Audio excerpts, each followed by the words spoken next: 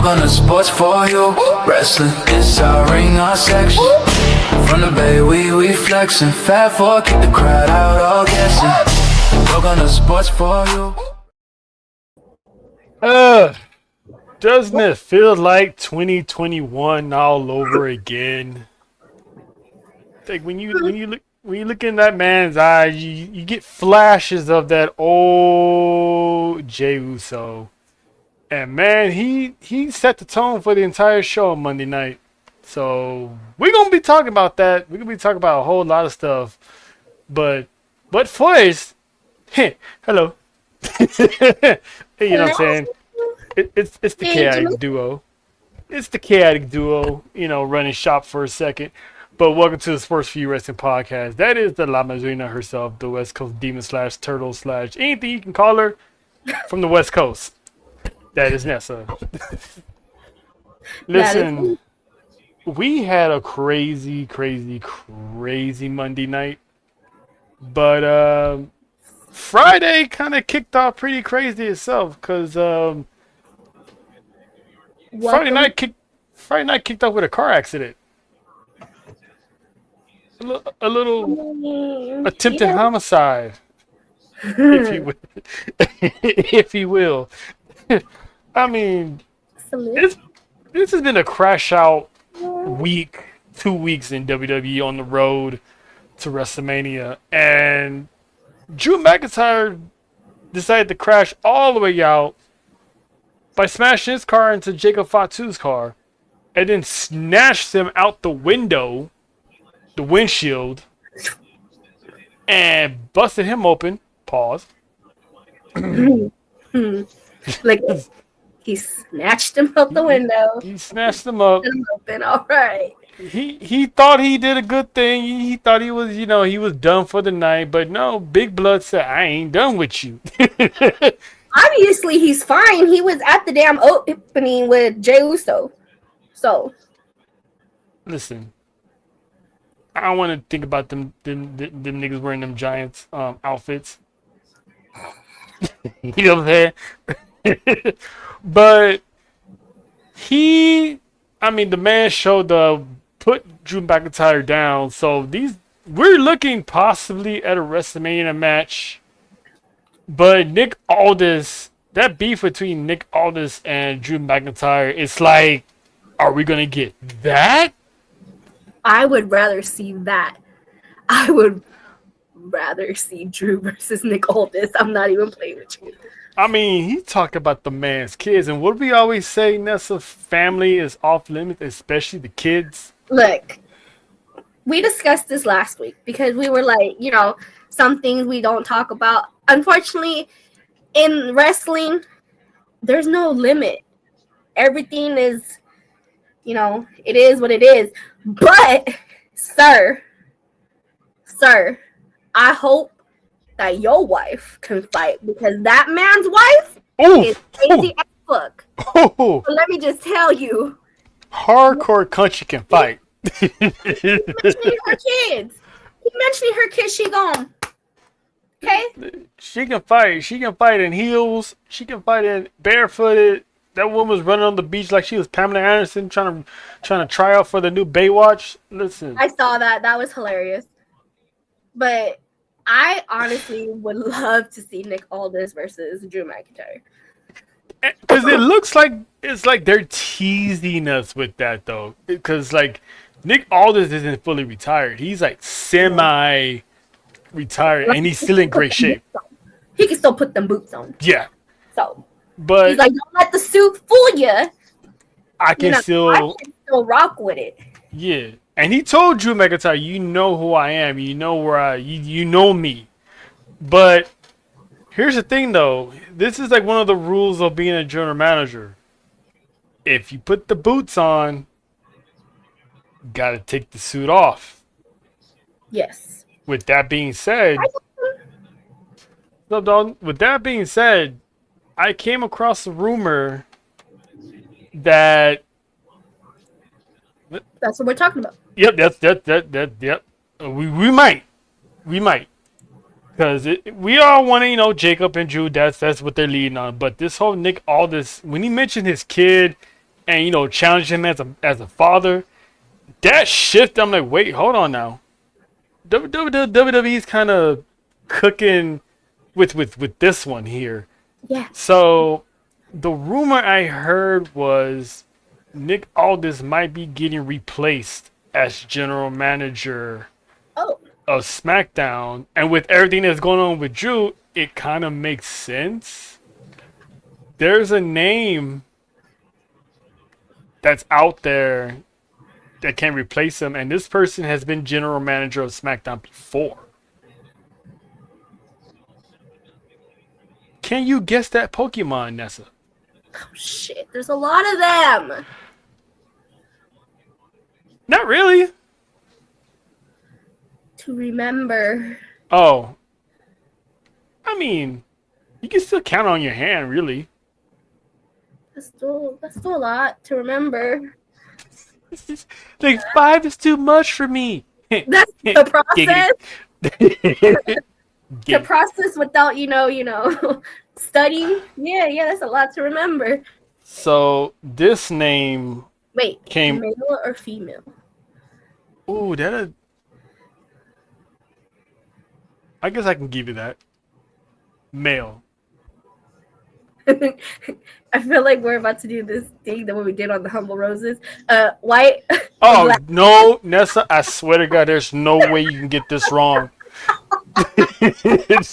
There's no way. I'm going to save you the trouble.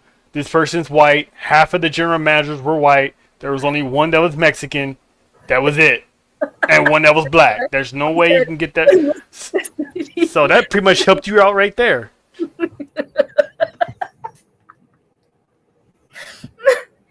Oh, I'm still blanking. You know what? Just tell me. Fuck this. So.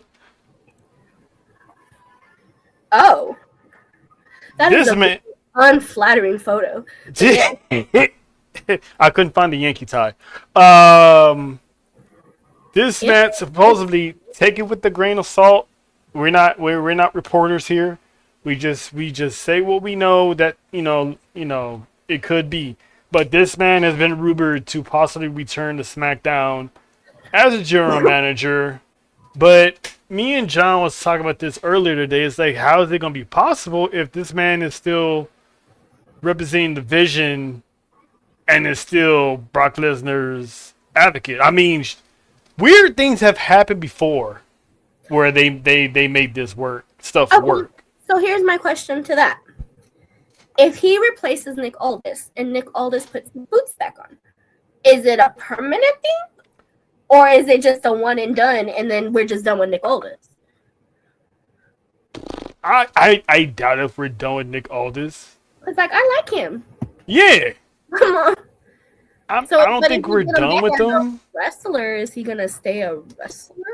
I don't think he will sign a WWE contract knowing that he's not wrestling ever again.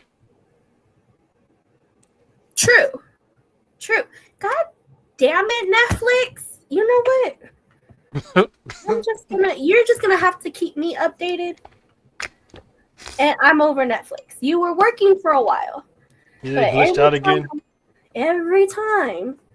It's like, oh, you want to go live on your little podcast? Watch this. It was live while I was live earlier, right? And then it started glitching, and I'm like, "This what we doing right now?" Okay.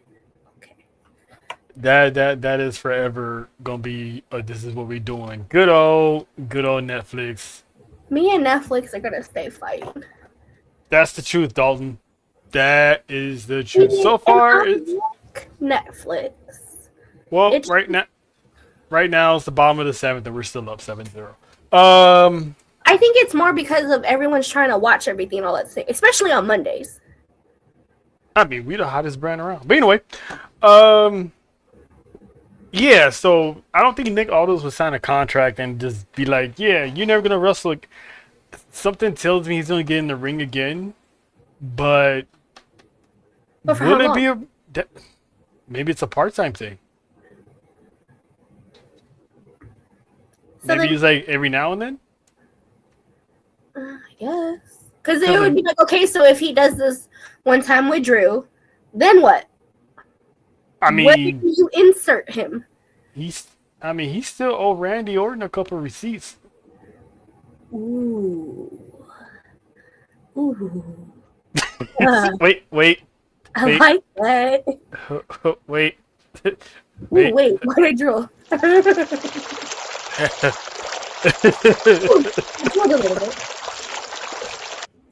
He still owes him a couple receipts, right? And Nick Aldis can be that baby face. So when he gets rid of Drew, maybe Randy Orton's champion. Maybe he gets a title match against Randy Orton. Not gonna say he'll beat him, but give him a title shot or something. Who Triple H comes out like, listen, you want to get your hands on somebody, you have to drop the suit. Yeah, pretty much. I mean, like, what is it gonna be, Nick? What's it gonna be? Because he already brought up the man's family. All the thing you got to do now is have Drew put hands on him. Mickey. Then he got to mention Mickey. Again, though. Drew, can your wife fight? Because ain't no way. I'm just saying. Listen, he would have to put hands on Nick for really to have Nick to be like, all right, I had enough. I feel like Adam Pearce is at that point. Yeah, but can Adam Pearce still fight? That is a good question. That is a good question. Because the last time we thought Adam Pearce was going to fight was in the pandemic, and he wound up getting destroyed by Roman Reigns. I'm just saying. I'm just saying. Adam Pearce is in a great shape. He's always, when he's at home, he's always walking his dog, hiking with his dog, going on a little jog. So he makes his little morning Monday Night Raw announcements and shit. So, can he fight? It's just one of those things where I feel like right now it's weird that to see them otherwise. You know what I mean? Pierce, yes. All this. One, I wasn't even expecting him to go to WWE in the first place. So when Triple H brought him out there, I was like, what the fuck's he doing here? Two, I was slightly disappointed that I saw him in a suit. I'm like, oh. But then I always had the back of my mind, I'm like, maybe one of these days he's going to take that suit off. But I like where it's going. It took all this time to build for him to maybe finally take that suit off. Because now Drew's constantly breaking rules, getting in his face. Now he's mentioning his kids. Like you said, it's only a matter of time he mentions Mickey. And that might set him off, So, who knows? But who would you want to see first? Nick Aldis or Adam Pearce? Which one's, more curious?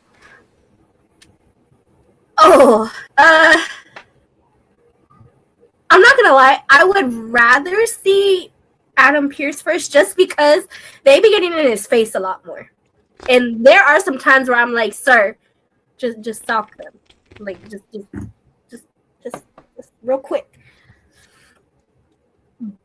But I feel like Nick would be more entertaining. Because he can fight. Yeah. I feel like Adam Pearce would be more like a Michael Cole situation. Damn. I'm pretty sure he's a little bit better than Michael Cole. You know what I mean? Like that, no. Hey, man, listen, Michael Cole's undefeated. You scrap daddy, but Michael Cole's undefeated at Mania, so. Hey. Can't take that away. Hey, Michael Cole, when's your next fight? We gonna put that singlet back on. Yeah. When we go see them tattoos again.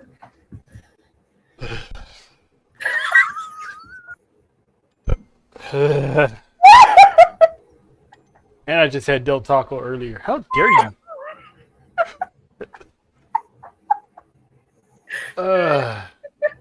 Some things you don't need to see as a young adult.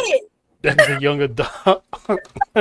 Again, there's some things you don't need to see again, but I mean, you know. Look, we grew up with Rikishi's ass. It is what it is.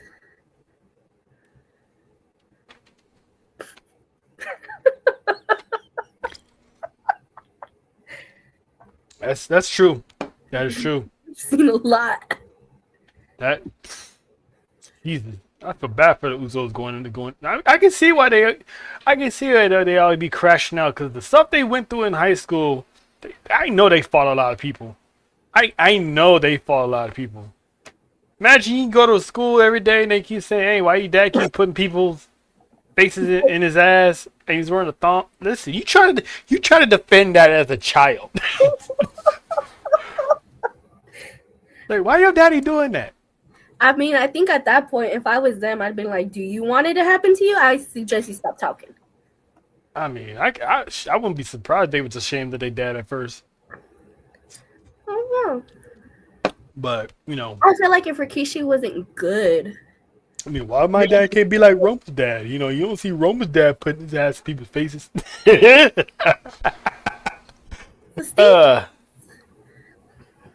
Listen. Stephanie can do it. I don't mind. So, I'm just saying. Stephanie can do it. Rhea can do it. Yeah. Naya you know does. what? I would not be opposed. Naya would not. Naya does do it. I would not be opposed. But yeah. So WrestleMania, as of right now, is going to be in Saudi next year for WrestleMania in 2027. We're supposed to get. We were hoping to get a retirement match next year with the king of the luchadors, Dominic, putting down his father once and for all. I personally didn't feel like it was going to be at WrestleMania, but that was the goal because that's why he skipped this year's WrestleMania because he was afraid they would put him against Gunther. And you know, Gunther's on that retirement killing spree right now. So he was like, I want my son to do it.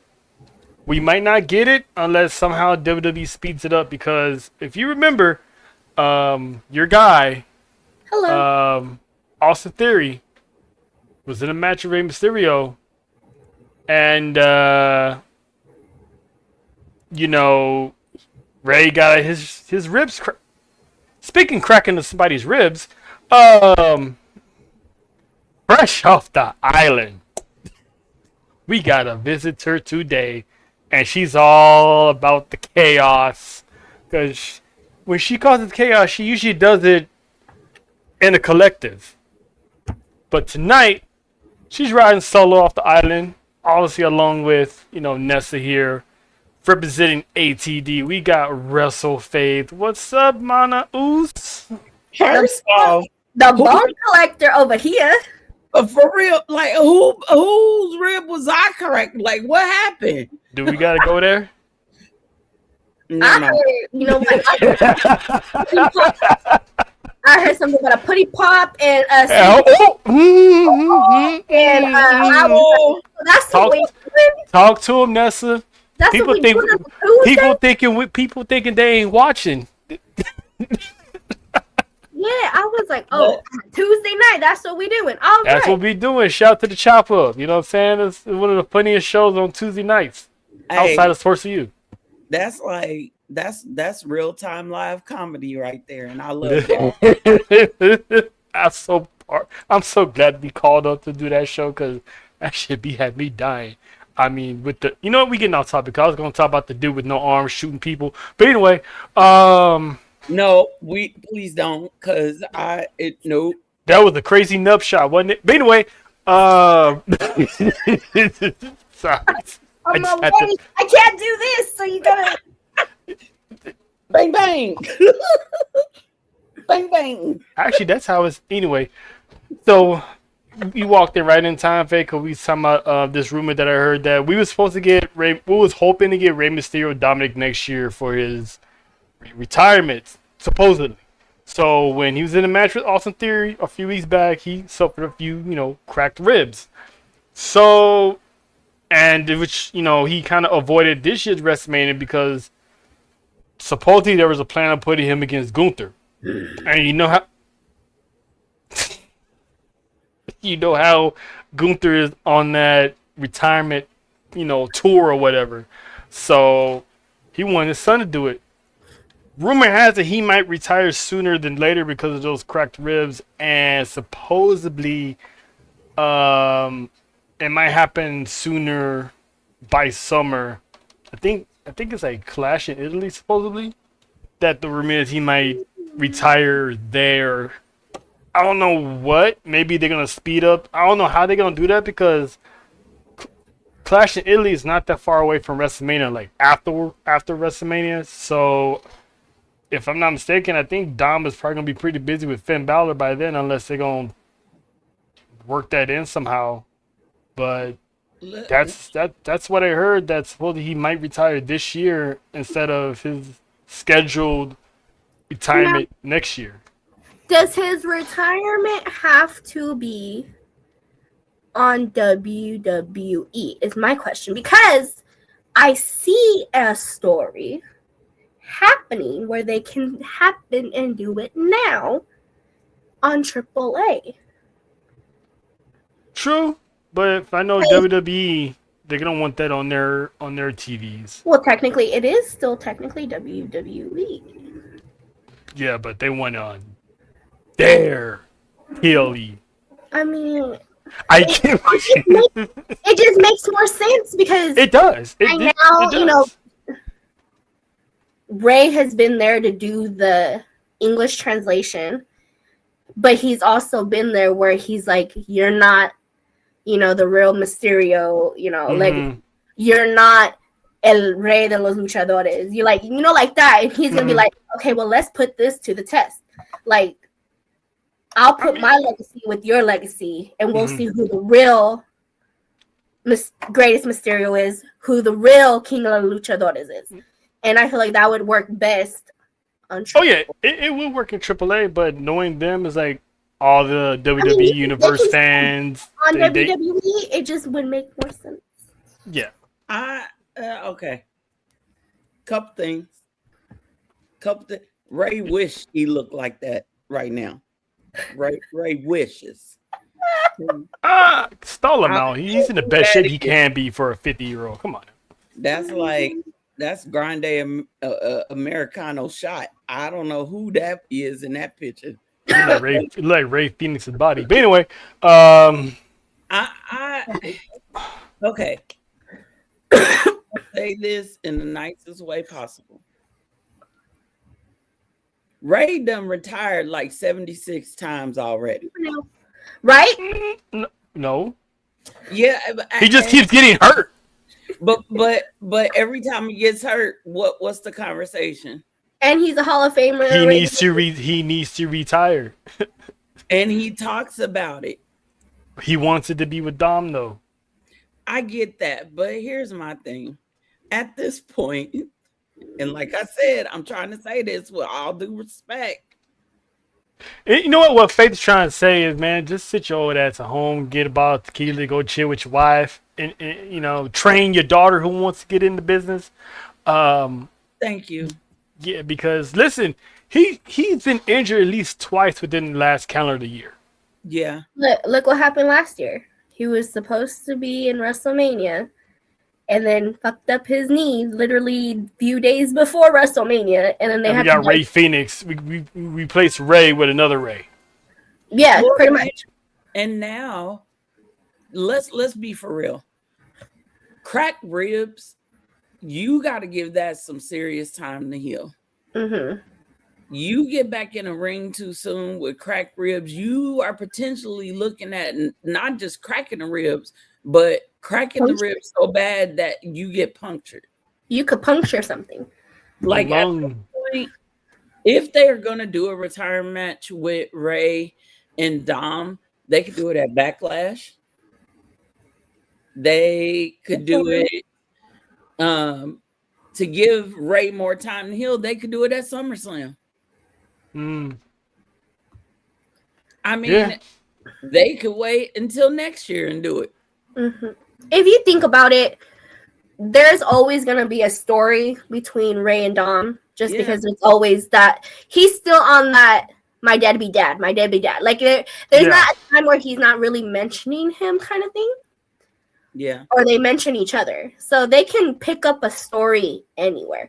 Again, for me, I feel like if they're going to do it now, it makes more sense and easier for them to do it.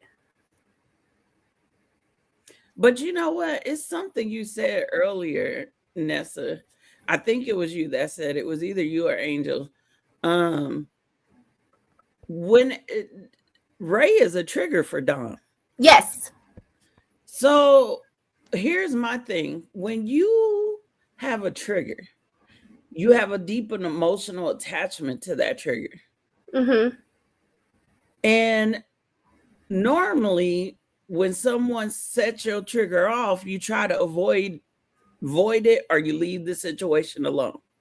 Mm-hmm. You don't react like that. The reaction is to walk away from it, not to lean into it.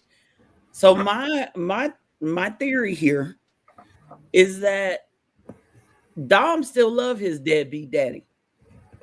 Mm-hmm. Extremely so. But he wants the respect of his deadbeat daddy. Mm-hmm. Because if you go back to Thunderdome, and actually after they came out of Thunderdome, that's where we started to see Dom tell his dad, don't come out to the ring with me. Let me do it by myself. Stop trying to baby me. Yeah. I'm a man. I got this. I can do it. Yeah. That's when he was facing Go, Sam. So what if instead of a retirement match between them two, what if we see Ray get packed up? He don't have to get in the ring. He don't compromise his ribs, but Gunther just packs him up for no reason. And then he just makes an announcement saying that he's forced to retire or something like that. Yeah, but bring Dom into that storyline. You want Dom to get murdered by Gunther in front of Nessa? No. Okay, I feel like I think we're right here. Okay, so he gets packed up by Gunther. He's about to announce that he's gonna retire because of what happened, and Dom comes out and is like, "No, I'm retiring you," kind of thing. Correct. Right. Correct. But it's not a match that we like. Not a traditional match. Make it to where you're protecting Ray, but you still are giving the people what they want. Like a street fight or something? So the match that Dom has been saying that he's wanted was, well, not even a match. He said the way Ray needs to get his forgiveness and pretty much leave is for him to take off his mask and present it to him. There you go. And that's how. And then Ray can be like, well, let's get rid of something that made you famous. Get rid of that damn mullet because it's stupid. And his words. And technically, we'll finally get hair versus mask kind of thing, right? But that's how Dom said. Dom is in multiple interviews has said, if Ray has ever wanted to get back on his good graces, he would pretty much get on his knees, take off his mask, and hand it to him. And pretty much that solidifies that he is the greatest Mysterio. That would be legendary. If Ray just did that? That'd be legendary. That'd be legendary. Ray would love to do that for his son. And if you think about it, that's pretty much like their way of passing the torch. Exactly. I see you right there. That actually would make sense. Yeah, everyone's pissed off that Gunther, and here comes Dom. Hell no, you ain't retiring him. I'm retiring him. But if you think about it, he's really more like, let me protect your ass. Right. But then again, you run a potential chance of Dominic getting killed by Gunther in the process, though. No. It don't even get that far. What I'm saying is, so Dom comes out and says, no, I'm retiring my dad. Oh, and Gunther be like, all right, you know what? Teach him a lesson, type of thing. Like, you go do you, Dom, and Gunther goes finds another victim. Yeah, and Dom can say to his dad, look, this is what it is. You old. You getting hurt. you know that I am the next best Mysterio. I am it right now. Yeah. I am the king of the luchadors. Mm-hmm. And Dom got to get his get back from 3 years ago because Ray beat Dom at 39 at WrestleMania 39, and I thought Dominic was going to win that one. I think Ray should just bow down and give his son his mask and give him his flowers and say goodbye to the people. Yeah, and end it that way. Yeah, Why pretty does much, that have if to be a you think about it, that's pretty much him leaving his boots in the ring. Yeah, exactly. And let's call it for what it is. If you're a real Rey Mysterio fan, you should already know what the man looks like without the mask on. Without it. My dad physically has a picture with him without his This mask. man publicly taking photos nowadays without the mask on. And I get, it's you're not supposed to take the mask off. That's the whole point. But again, in this situation, you take it's. Yeah, it'll be something symbolism because it'll go straight to Dom, and Dom can that would be Dom's biggest until that man wins an actual world championship. If he does, that will be his championship. Yeah, Taking the legendary mask of his father, who pretty much put Lucha Libre on the map in the United States. And I see him carrying it everywhere with him. Because if you guys notice, he only uses his mask for PLEs. Mm-hmm. So big time matches. Mm-hmm. Think about it this way, and he has the tattoos of luchadors. Mm-hmm. He has is it his uncle? The one on his neck is his mask. Okay. So he's got all of his family, all the great luchadors, right? He's got himself. It only makes sense for Ray to give him the mask. Dom's already collected the memories of all the other great luchadors. Dominic Mysterio is the greatest luchador right now. El rey de los luchadores. Thank you. Let them go out that way instead of everybody wanting, blood, guts, death, all that. Swerve it. WWE is the king of swerves. Let Ray just bow out to his son and let Dominic wear that mask and be like, I am the king of the luchador. Mm-hmm. Yeah, have Ray put the mask on him. But anyway, yeah, you know what I'm saying? Like that'll be, and plus, you can only imagine how it's gonna be once they go back into the curtain and they can finally get that "or I hate you" kayfabe out the way and just start embracing each other. That'd be such a good moment on the season 14 of Unreal. My heart. I mean, have his sister there, have his mom there. It'd be like a little family moment. Because who would have thought? It makes sense, and I get why that's what he wants, because he's literally like, this is for our family. This is a complete circle. Generation. I mean, who would have thought little Dominic playing the PSP with the blonde tips in his hair was gonna grow up to retire his old man? or his stepdaddy. We still don't know. Well, he can only retire one of them, so. I'm just saying he could be retiring his stepdaddy. I'm just saying. Listen, man. When the man puts on the mask, that's Ray. That is Ray. He takes it off. That's Eddie. This man literally has two different DNA. Someone need to be talking to Angie. But anyway, thank you. I'm saying this. Hey, listen, that lady thick in all the right places. I listen. I just want to know, like, this is like legit. How the hell that happened? Because they're not even related in any remotely at all. That's Vicky. Maybe they freaks. That's the match I want to see. Give me Vicky versus Angie at WrestleMania. No, for real though, because there is no blood share relation at all that we know of, right? That we know of. That we know of. And this man literally looks like both fucking dudes. Listen, Oh, I know how it happened. I know why he's he able to. looked like both of them. He about to get messy right now. Go ahead, Faith. Okay. It was a one-nighter. Okay. They was drinking that to kill you. Okay. To kill you. I feel like you're going somewhere. I know where she going. Let's And just it's- say it like this. Angie let both of them shoot up the club. And I then- was just nah, that's all I'm gonna say. look, and having two different types of DNAs was a real. It's That- possible, man. You Listen. about to get studied.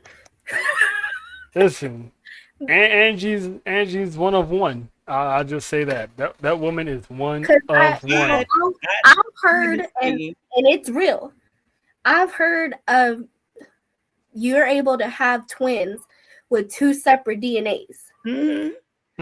It is a real thing. There are real life twins with two separate DNAs. But he is not a twin. Don't matter. So unless he ate his twin. Hey, whoa. Now that's some serious allegations, Vanessa. Hey, Look, that's how you. They ain't from a tribe now. They ain't cannibalisms over there. no, you've never heard of an embryo. Yeah. in the embryo. Yeah. They- I thought you meant like absorb their the twin parents because are eating the twins. the eating other babies or twin something. is weak. So the stronger That's twin what I thought she was going. No. I thought you were talking about Hannibal Lecter style. Just No, and actually, you know what? Oh, That see, might make so much more sense because there is people that have two different types of DNAs because they absorb their twin in the womb. Look, have Angie come out and be like, look. I so got so Dominic ate somebody. That's what you're saying. And y'all mess. So Dominic a murderer too. All right. Yeah, Nessa loved these bad boys, man. It's like she be loving them pimps and murderers and listen. he's a sucio de sucio. That man. That is pretty nasty though. That is pretty nasty though. I'm not gonna lie to you. Angie So- Vicky, I need an Angie Vicky match at Mania. That's all I'm saying. I don't think Vicky wants those problems. Angie looked like she could throw some hands, so She definitely throws it back. But anyway, um, Well, all right. I mean, Yup. Yup. you know what? I'll just see myself out. Yup. Don't even worry about it. Yup. Don't even worry about it. Are correct. Shout out to little Ray, cause man, listen. Never mind. that man is climbing a tree. Y'all good? You It's good? Wednesday. All right. It's Wednesday. Some- Faith, you missed this discussion earlier. There was a rumor that Paul Heyman might go back to SmackDown to run SmackDown, which means we're getting Nick Aldis possibly out of that suit. And I was telling Nessa, we was all excited for, Jacob and Drew. They were all thinking like, WrestleMania, they're going to clash. But this story between him and Nick Aldis is progressing Yep. at an interesting rate that is like, we kind of want to see what Nick got left in the tank. So, are you good with if WWE decides to not go with Big Blood and actually go with Nick Aldis? I don't think they're gonna miss out on the opportunity for Jacob. I think we still get Jacob and Drew. However, There's always post WrestleMania. again, Backlash. Is in May. It's literally like 2 weeks later. Mm-hmm. I think we see Jacob versus Drew, but I do know and was told some time ago that both GMs were going to get back in the ring. We talked about We that. talked about who is Adam Pearce gonna scrap with though? Because not It's been male and females that always be getting on that man's face. Braun Breaker. Of course. Braun Breaker is going to be the man that gets him in the ring. See, here's. So he has to get rid of Seth Rollins first, and then. I'm just saying it makes the most sense for it to does. be Breaker because look at the way they've been. I thought he was about to throw his hands with him. I'm like, ooh. I called for that spear, but it didn't happen. I'm gonna tell you, out of both of those GMs, Nick Aldis really got it the worst because potentially he got two people that could get in the ring with him. Randy and Drew. Yep. And it's going to be the other one that me and Ness talked about because Nick Aldis still owes Randy a few receipts. Yes. He sure do. But that line that Drew said on Friday about Nick's son, that is how they're going to open that. Well, that's how the door is open for a match with Drew. Nessa thinks the next step is mentioning his wife, Mickey. Again, I stayed. You know Drew's going to do that. Absolutely. I'm all Drew. Can your wife fight? I think the last resort, Drew's going to put hands on Nick. And Nick's going to be like, all right, it's go time. And that's when Triple H is going to come out and be like, listen, if you're going to do this, I'm going to need you to drop that suit. Because he can do it right there and then, too. Do y'all remember what Nick told Drew after Elimination Chamber? No, I don't. Think that he can still go or something like that? I'm going to go back to the SmackDown before Elimination Chamber. In a rematch. He said, keep messing with me and I'm going to show you who I really am. He wasn't talking about his authority as a GM. He was talking about, I will beat your ass. You forgot who you talking to? I ran TNA. I ran NWA. Right. So I think, yeah. And as far as Paul being the GM on SmackDown. Yep. Because Paul Heyman, if for the first time since Vince is not there, I think Paul Heyman probably had a little bit more control-ish as far as how the show goes. And that mind of his... It's a beautiful thing. It's a beautiful thing. SmackDown's going to be off and running. Oh, I just put two and two together. Your mind is a beautiful thing. Please tell me. Let's say that this happens after Mania. Let's say we do get Drew versus Aldis at Backlash. And let's say Triple H does tell him, look, you got to drop the suit. If you're going to go into training right now to get ready for this match, you need to drop the suit today. Is that what you want to do? Nick says yes. Drew gets excited. Paul brings out Paul. So Paul brings out Paul. Unless Paul brings himself out, be like, ladies and gentlemen. Right. But there's something, the reason I said I just put two and two together, there's something that Paul Heyman said to Muscle Man Malcolm that would give Paul the authority to do what he said in that interview.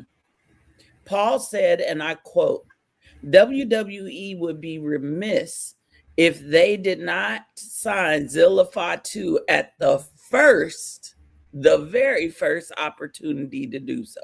So what you're saying is the first signee in the return of the Paul Heyman administration would be one Zilla Fatu. And who just happens to have a match Friday night. He had the match Thursday and Friday. Yeah, he's wrestling Thursday. That's true because he's wrestling Brody King. But that match with Kyrian is for everything. All titles are on the line. Yeah, and he's not. When you put your titles on the line like that, that means you about to go somewhere else. And listen to how Paul structured what he said. Malcolm asked him, do you think WWE is missing out on by not signing Zilla? Normally when Paul answers a questions like that, he does say, well, WWE would be remiss if they didn't sign blah, blah, blah, blah, blah, right? But he said, WWE would be remiss if WWE didn't sign Zilla at the very first opportunity. If I'm listening to Paul and Paul got weight backstage, I'm sending a talent relation dude over to both them matches. And when Zilla drops all them titles, Zilla, I love you, but I need you to drop all them titles. When Zilla drop all them titles, have the contract ready. Have the contract ready and have him debut as Paul's first signee as general manager on SmackDown. Mm-hmm. Especially if Jacob's in a jam, and then someone shows up. They can revitalize that tag team they've been doing on the indies. However, but and we'll talk about this when we get to Bloodline stuff. There's a couple steps that gotta happen. Yeah, all that. Yeah, because also I saw an interview when Jacob was, he was still, when he was talking about Punk, I'm like, there's a civil war coming. If you ain't Paul Elysian, that's because the way he was harping on CM Punk because they asked him outside of Paul Heyman who has the best mic skills, and he's like, damn, I would say Punk, but I don't want to say it right now because what he said about my uncle, and it was like, and he alluded to like it's on site, but he said it was on site with who? Him and who else? He said he got to see me and he got to see Solo. Yeah, because Solo hasn't seen him yet. So he's already, and plus, Solo being told by Tama, which once again, he's a Tongan, that he sounded like Roman Reigns. It's like you always complain about your dad or your mom, and then when you grow up and someone else says, "Dang, you sound just like your dad and your mom," you're gonna get a little heat like, "Listen, shut up. Don't tell me that." So, yeah, you definitely, yeah. But anyway, I'm gonna say this, and I don't want to answer to it. I just want y'all. I want it to rest, marinate in your spirit. In the show. Why is it so bad to be like Roman? I think at the time they tried to prove to themselves that they're better than Roman. Like, why does Roman has to be the one to lead this family? I can do it. I know I can do it. And they both failed. Him and Jay failed. But this is now. Right. That's what I'm saying. Once it progresses, they're gonna be like, nah.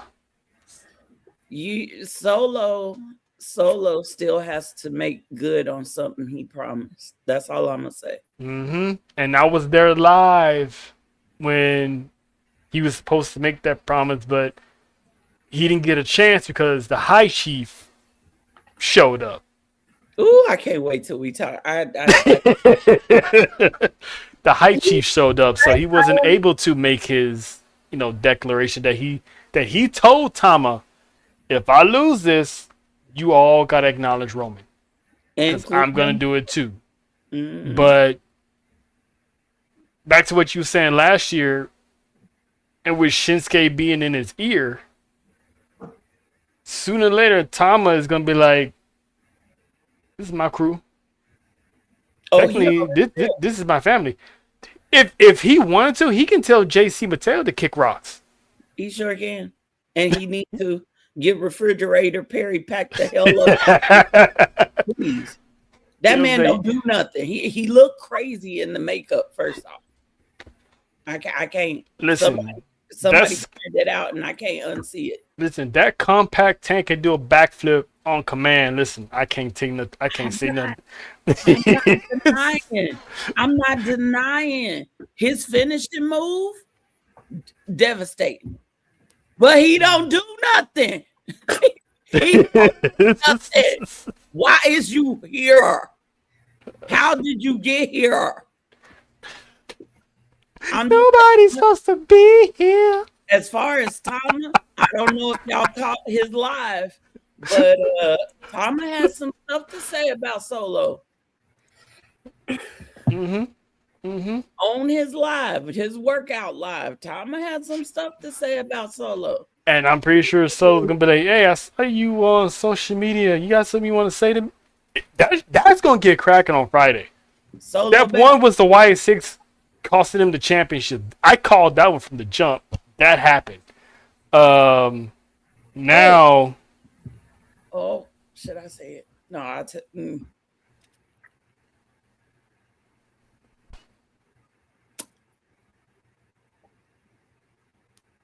Don't look at me like that. No. Okay. Easter egg. Okay. It was dropped on Monday. Had to do with Tama, Tonga, and The Rock. That's all I'm gonna say. Oh, you talking about? Yeah, me and JoJo was pointing that out. The trucks. I noticed the trucks right off the bat. I'm like, why is he there? And why are the Tongas in the back? And they were on the same side. I don't want to see that damn broken promise. We already got to see him in some bad Brazilian bundles. She gonna never let that mama After go. After I say what I have to say, Nessa, I think you're gonna want to see them Brazilian. She will. She will. And I agree with. I'm gonna say the name, but we do need the Mateo from Lucha Underground. Now that dude. Shoot, we need Mateo from United Empire. True. Put a man. We need Jeff Cobb. That's who we need. That. Give me Jeff Cobb. I don't know why they changed his name, but I get it. They try to make him Samoan, but we need Jeff Cobb. He ain't Samoan. He's Guamanian. Like, it pisses me off. Stop it. Stop. I can't take it. Listen, I said they tried to make. I know the man ain't Samoan. I mean, listen, I know, but they trying to they trying to convince people of younger brain cells that he's Samoan. The whole reason they brought him back, they scrapped that storyline, and then they didn't know what to do with him after that. He was supposed to come back and rekindle a rivalry with Jacob. Mm-hmm. Which I was hyped to see. Yes, because if you know, and if you've seen Jacob, the enforcer versus the enforcer, right? If you've seen Jacob versus Jeff Cobb, if you know the relationship between them, they don't like each other. He can't stand him.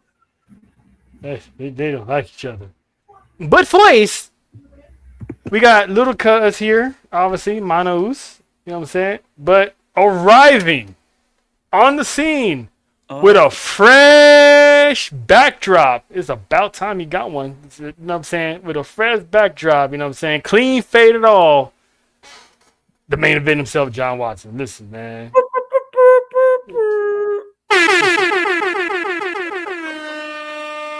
I just got one question. I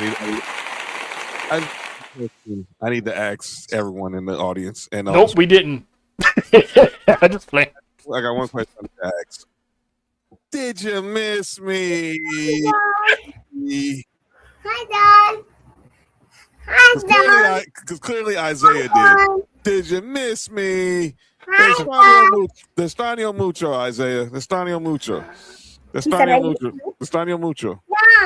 John. Destanio mucho. Say hi, Tro. Hi, Faith. Hi, Tro. What's up? Hey, I take it. I take it. Hi, Faith. Oh, you got that one right. Shout out to the little one, man. Shout out to the little one. Sorry, he was banging at the door. What's going on, everybody? Listen, man, we're in the middle of we was in the middle of multiple discussions. To be honest with you, what were we really originally talking about? Oh, the possibility of Paul Heyman being the SmackDown General Manager, and after talking to Faith here, that rumor it might carry some weight to it. So there's something we should look into post WrestleMania season, because we might get Nick Aldis taking off the suit. So we still might get Jacob and Drew for Mania, but then what we were saying, Backlash is on the horizon afterwards. We could get Nick Aldis and Drew in Florida, in Tampa. I can see. Knowing that now that that's what you were saying is real, I mean, it could be real. It'd be good to see old Magnus throw the boots back on one time for the one time. You know what I'm saying? So to Nessa's question earlier, is this a one and done thing with Nick Aldis? Because he still owes Randy a few receipts for them RKOs that he was getting all of 2025 as well. Well, my question is, when he left NWA, had he officially retired from in-ring competition? I don't think he announced any type of retirement. I think at the time he was like semi-retired. And I was telling Nessa, I don't think he's going to sign a WWE contract knowing that he's not going to wrestle again. Because he had a neck issue, didn't he? Was it a neck issue when he left NWA? I think can't so. remember. I think it was a neck issue. So. But yeah, I'm pretty sure it's healed now. Yeah, I mean, he's been now? It's been 2-3 years now since he's been been on WWE television. So I wouldn't mind seeing Mr.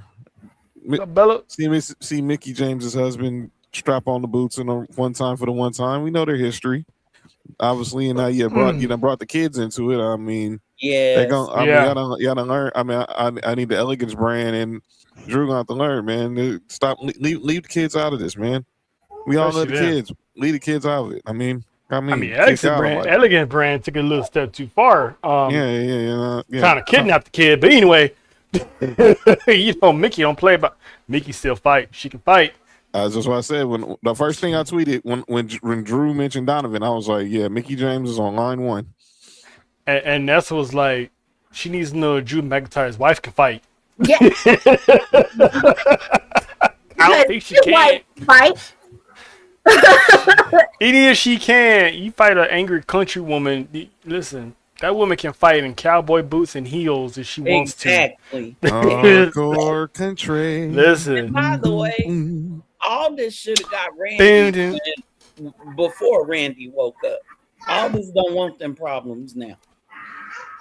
I mean, but it'd be a good another like babyface type of person to go against Randy. I was even saying give him a championship match against Randy.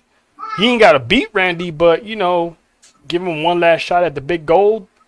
That's just he knock it off. Something he can knock off the bucket list. He got to ring to Randy Orton. You said give him a championship match against Randy. That means Randy is winning because Randy is not interesting. Why not? No. Listen. This is whether it's Randy, whether it's Cody, give that man a championship match. No, don't do that. Randy is winning. Yeah, Nessa, if there's one thing we know about WWE around this time, nothing. It's gonna be crazy. It's gonna be intense, but nothing's never set in stone. Nothing. You know what? Nothing. I think the best way to describe both of the title matches, they'll be jaw dropping. Absolutely. Unpredictable. Because we were saying also with Paul Heyman potentially taking over SmackDown without Vince being in the way, Paul will have more control to actually use his mind the way he wants it. And possibly, John, me and Faith and Ness was talking about this, he can possibly have Zilla as his first signee. Especially if Jacob's in the bind.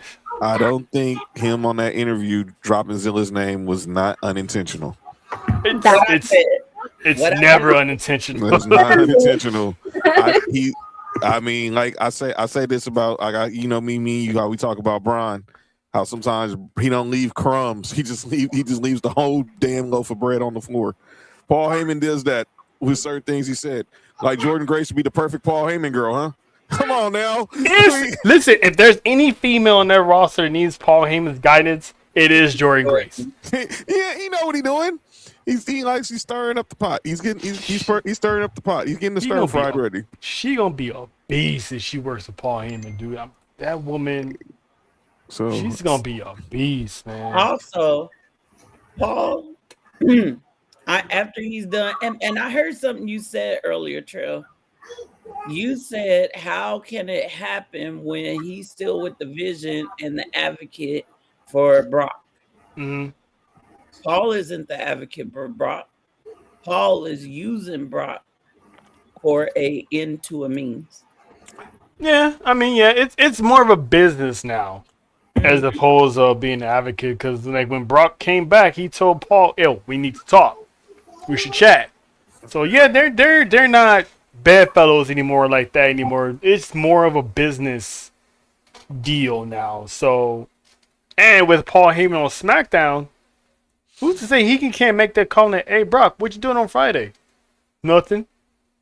He could do the same thing with them. Yeah, bring him over. Yeah. And speaking of the Vision, Braun Breaker is reportedly, on his way to the PC. He was there Monday. As of Monday Night Raw, he was at the PC. So we might get Braun Breaker in time for Vegas with him and Seth Rollins. I'm glad you went there. I don't think that is not a coincidence that Paul Heyman wanted that match to be a street fight. Ooh. I don't think that was not a coincidence. And then we find out that Seth Rollins, he has a restraining order on Seth Rollins. He gaslit Seth with those comments about Rue, and he knows Seth is. This is It's gonna snap. This is Vince versus Austin. This is from the Vince versus Austin promo class. He knows Seth is going to go back one more time, and it would not shock me. He's gonna set that trap for the dog. And the dog's going to be leashed off the chain in the Mecca. The Mecca, Boston. I said it. The Mecca. Boston. famous arena. I said before you, I said fuck Boston for you. But you see how you see how it hits different because most famous arena. My nuts. Out of here. Excuse me, ladies. It's in the soul. I ain't got no problem with it. How you think I felt seeing Joe Mazzulla and Derek White sitting behind Michael Cole and Corey Graves? That was all athletes do that. I know, but still, I get it. Yes, Faith. Boston, dude. This is what I needed on Monday. Just breathe, cousin. Breathe. I got you guys. Trust me. Still helping the senior citizen for the last hour. Oh, don't do that. Don't do that. Don't do that. Not you. I was just helping the senior citizen for the last hour. I'm calm. I'm calm. So I'm calm. Don't do your uncle like that, man. Hey, man. Do you want moms to come on here? She can vouch for me. Yeah. Sorry, Touche. Can I point something out? Yes, ma'am. I see where y'all going, and I'm flowing with y'all. As soon as I heard Street Fight, I was like, "Yep, shenanigans all day." Michael Cole made it a point to say something as Seth was being walked out of the arena. Which was? Michael Cole said that Seth had no idea about the restraining order and was just finding out about it there tonight on Raw. That's right. You know why Seth wasn't worried about them cops? Those cops were on the Seth Rollins payroll? No. If Seth didn't know about the restraining order, that means he was never served. Mm-hmm. Which means he has no hold. There's no hold to it. Which means he's gonna be in the Mecca next week. That means he got that belt. He got bailed out. Becky bailed quickly. him out. Becky bailed him out in 5 minutes.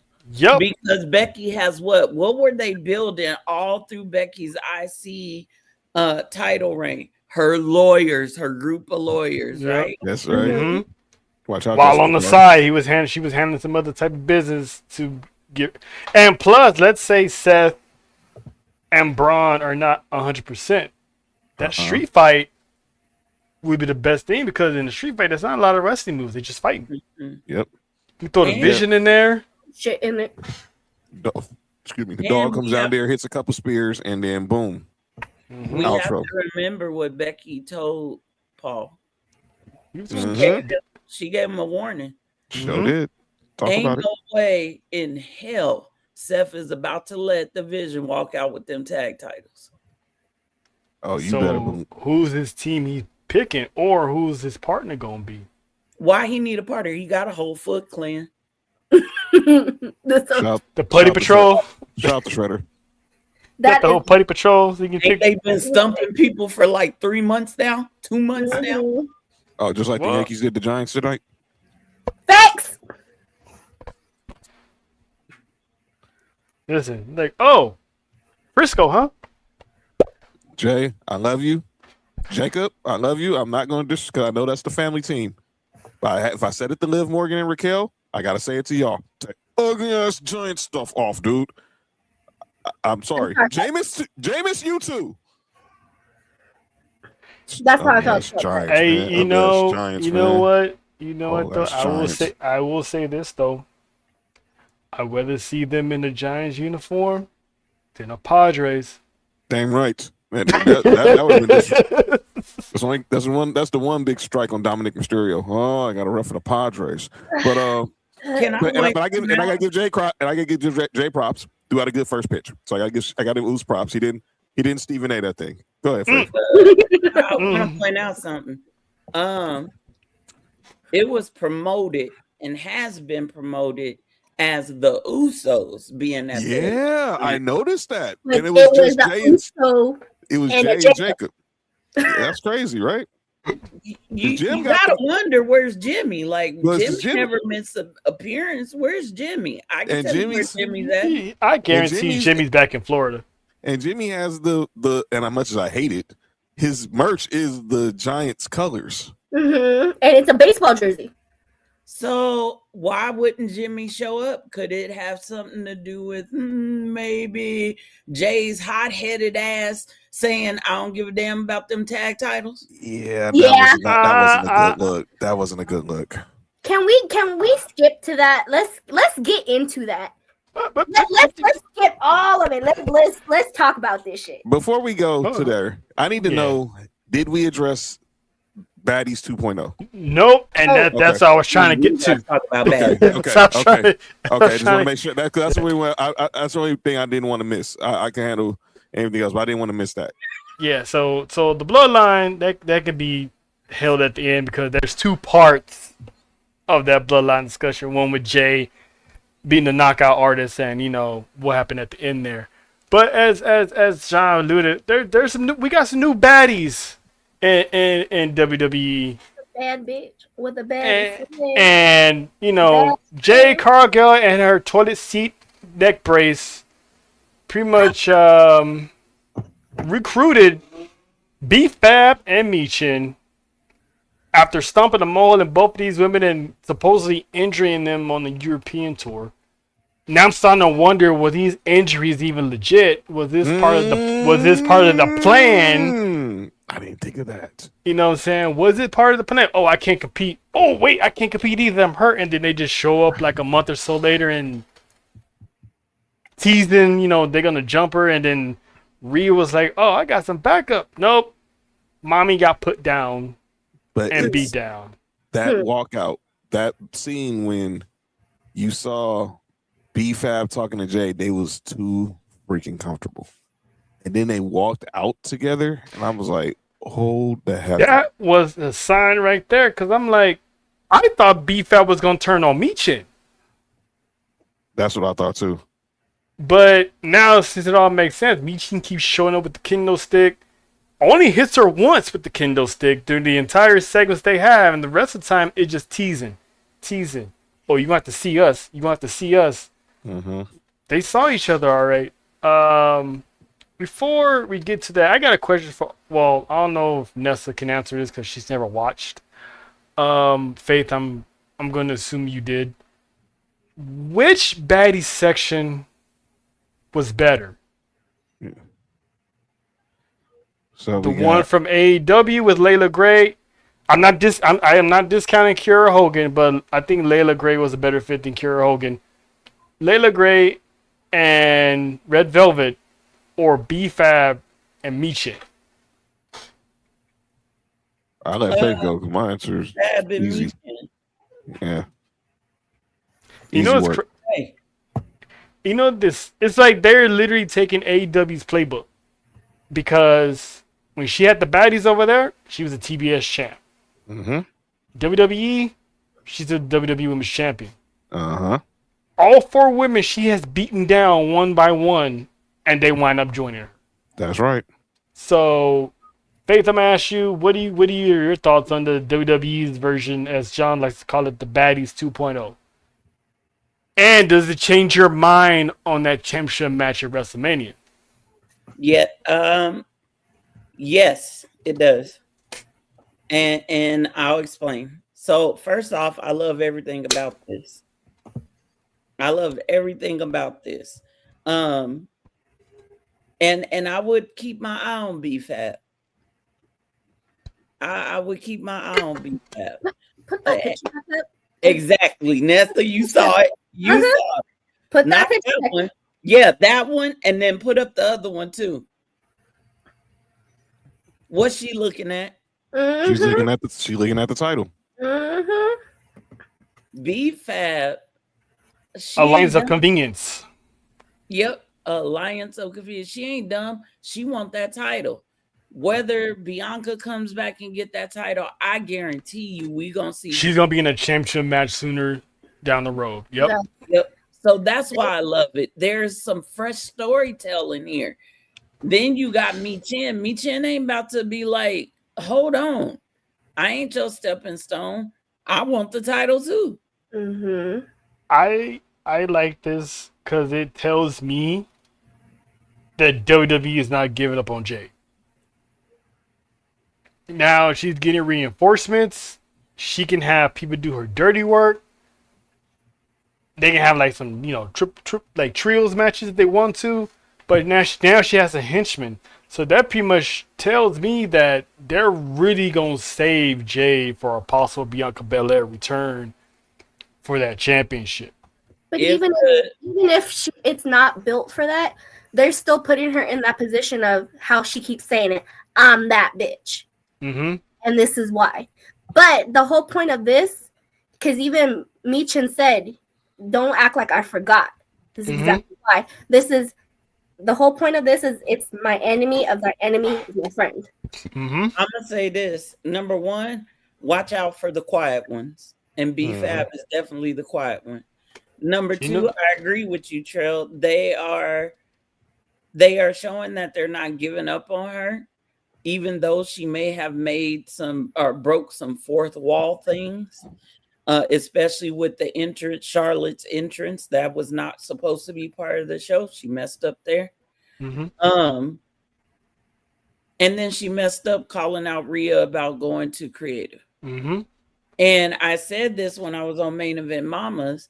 I don't think Jade fully understands the politicking of WWE when it comes backstage.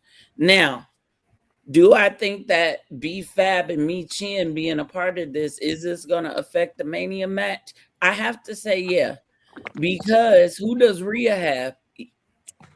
I think Io going to be busy with Asuka at Mania. So there goes Io. Rhea don't have no friends on SmackDown. The only person I can think of is Tiffy Time, possibly. I doubt it. There's a small possibility. But she might be busy herself. She might be going after the United States Championship if Kiana James doesn't do it first. But this is the other reason why I love it. I was so bummed out.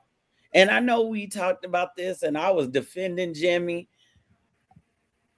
He had to go and be potent, okay? He had to go and be potent and messed up a couple things that were in the making. And one of those things I have been waiting for since 2021, 2022 is a female bloodline.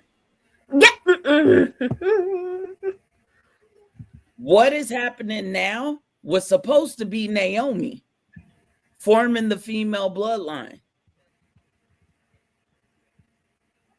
But I mean, it would have been her and Naya's tag team champions and not Lash.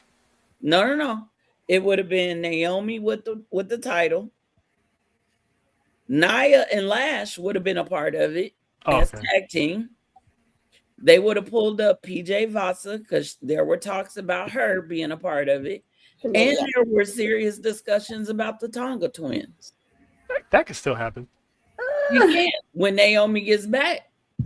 We still gotta wait. Because Hey, man, remember, listen. she gave up the title. She definitely coming back for it, Mhm. breastfeeding and all. But Oh. I do like that we are getting a female faction. Yep. Yeah. It's Mhm. something fresh, it's something new, and it's because what are all the females on SmackDown doing? They all in goddamn tag teams. Why? Yeah. Thank you Why? for saying that. And again, this is what I said earlier. Now it solidifies BFAB and Michin as an actual tag team because they Mhm. can go after those tag titles. Mhm. And then you have the baddie section full of gold. Yep. Can they So- just bring that the real baddie section? See, I'm sorry. John, your baddie's sitting up top of you, so relax. She knows. She knows. I'm just saying, there's nothing wrong with having a little eye candy in the crowd, for the masses. Not everyone could be so lucky. You know what I'm saying? Jade has been calling them out. She said, yeah, she's been online. Like, where y'all at? Where the baddies at? Where the baddies at? Where the baddies at? I don't think these the only baddies. I'm gonna be honest with y'all. Oh no! Yeah. If she, I can see WWE literally bringing in the baddie section. NXT. So who you? I can see Jada Parker in the crowd in the baddie section. You know what I'm saying? I can see that. I can see that. Did anybody know that Jada is having a match at MSG? Yep. Money Jordan. Yep. Would you like me to say that out loud for you? Yep. Listen, Hey, after her and Kalani Jordan beat the hell out of each other, I can see them put them to the main roster as part of the baddies. Ding, ding, ding. and We're like, shout out these to girls can't stand each other, but they know what the business is, and they y'all want to be part of the baddie crew because they want to get. And both of them, Kalani Jordan definitely now has the attitude of being a baddie. And Bully Ray, I need you to shut up. That's all I'm gonna say. I ain't gonna say nothing else. I mean, sometimes he says good stuff. What do you say? No, Look. he ain't say nothing good to He's her. asking, and I get what she's saying, and I heard Lovely tweet about it too. You don't have to be, just because you smile does not mean you don't have attitude. Thank you. Oh, that. And that's where I was like, why? What does it matter? The whole we- point is you think that I'm so Everybody. innocent. You think that I'm this bubbly gum. And then when I come and attack your ass, you gonna know for real. I don't need to be frowning and shit all the time. For what? It's called leading people into a false sense of security. Thank you. I'm smiling at you 1 minute, and then you waking up on the floor the next. Look, I grew up. I'm a diehard Lakers fan. Magic Johnson had the $1 million smile, but when he stepped on the court against the Celtics or the Pistons, he was ready to rip their freaking hearts out. Thank you. Perfect segue. This is, yeah. Go ahead, Nelson. This is what. This is why you don't Oh, judge But I have books a by thing. their covers. But here's my thing I want to say about the baddies, and I'm gonna leave it to the floor to the entire panel for this. Who's one of Michin's mentors? Sheldon. Yeah, well, yeah, but I'm talking about someone who's about to be immortalized. Phenomenal. AJ. Right. Where does BFAB train at? The dungeon. The dungeon. There's no excuse for Jade not to use that resource. Except for there may be some beef between Jade and Natty. Mm-hmm. That's when you gotta like, in the words of like Kaz was saying with her and Rhea, take the freaking meeting. And look, take the meeting, talk this out, listen, be willing to listen. It's Don't not that. Also, like what Myers was saying, you gotta have that mindset, that heart, that empathy to step foot through her doors. Exactly. And if she sees you ain't got that, why set up a meeting? And look at a couple things. When Natty had her birthday party, who wasn't there? Jade wasn't invited. She gotta earn her way to the dungeon. I She see. better going to the PC.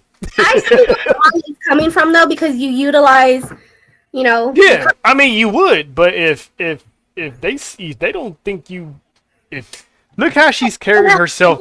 I get Yeah. that part too. I get it. There's both ways to it because obviously, if you want to be part of the dungeon, she got to see something in you. You got to come correct because if you guys don't remember watching Total Divas, if you ain't coming correct with Natty, you ain't about. I'm just saying it And needs there's to be. 2 of them that didn't come correct with her, and do we see them ever? No. Look what the dungeon. Look what the dungeon has done so much for BFAB. Exactly. Yeah, but BFAB goes there hungry. I know.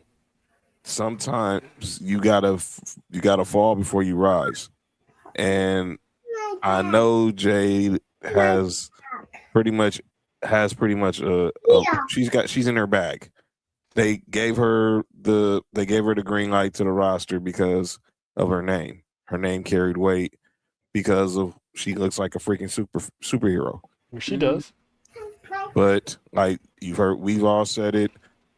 People in the network have said it.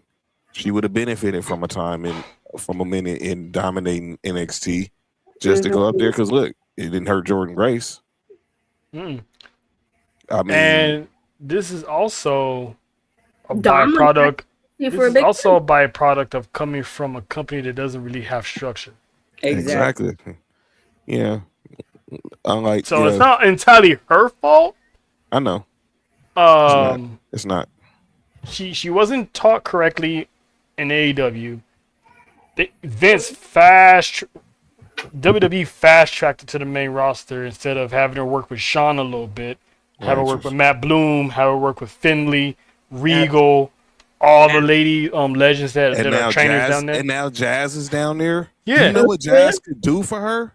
And there's been a few times Natty has stepped foot in the PC. She could have already been working with Natty. She probably would have been in the dungeon by now. Exactly. I don't She think has to earn herself. I don't think it's gonna happen, bro. But I'm like this, man. If BFAB could broker a peace treaty between them two, there's no way you should not be using that resource. Now, I don't think it's gonna happen. Yeah. But to me, it makes zero sense for you to let your ego get in the way instead of seeing that you could be a part of something special. If Liv Morgan's down there, why the heck aren't you down there? Well, and Liv Morgan came from NXT too, so she knows about to come up. Exactly. Here's the other part with Jade, and I'm trying to find both of the videos. And I know I will. I just got to remember. There was an interview, and it wasn't a super long interview with both Naomi and Bianca. Not at the same time, separate interviews, separate time. And Bianca said that Jade was extremely difficult to work with. That's a problem when one of the top women, because don't get it twisted, Bianca is up there. She's one of the faces. Don't worry. I gotta. This will not be the last time you hear her name on the show tonight. Faith, can you repeat what you said that Bianca said, please? Jade is very difficult to work with. So she has a reason to get her pushed into a car. Okay, thank you. I love you. Because I was going to bring that up. We have no proof of that. Naomi, who you gotta live a full circle moment, people. We have no proof of that. Yeah, we do. Naomi, who also you just is a highly respected woman in the women's locker room, also said Jade was extremely difficult to work with at times and would not listen to direction, which we saw come out in the matches.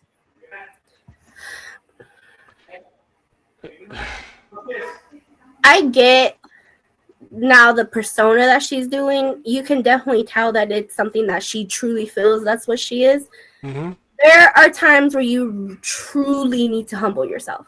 Because you're not producing a product that you feel is top. That's why no one is excited about your WrestleMania match.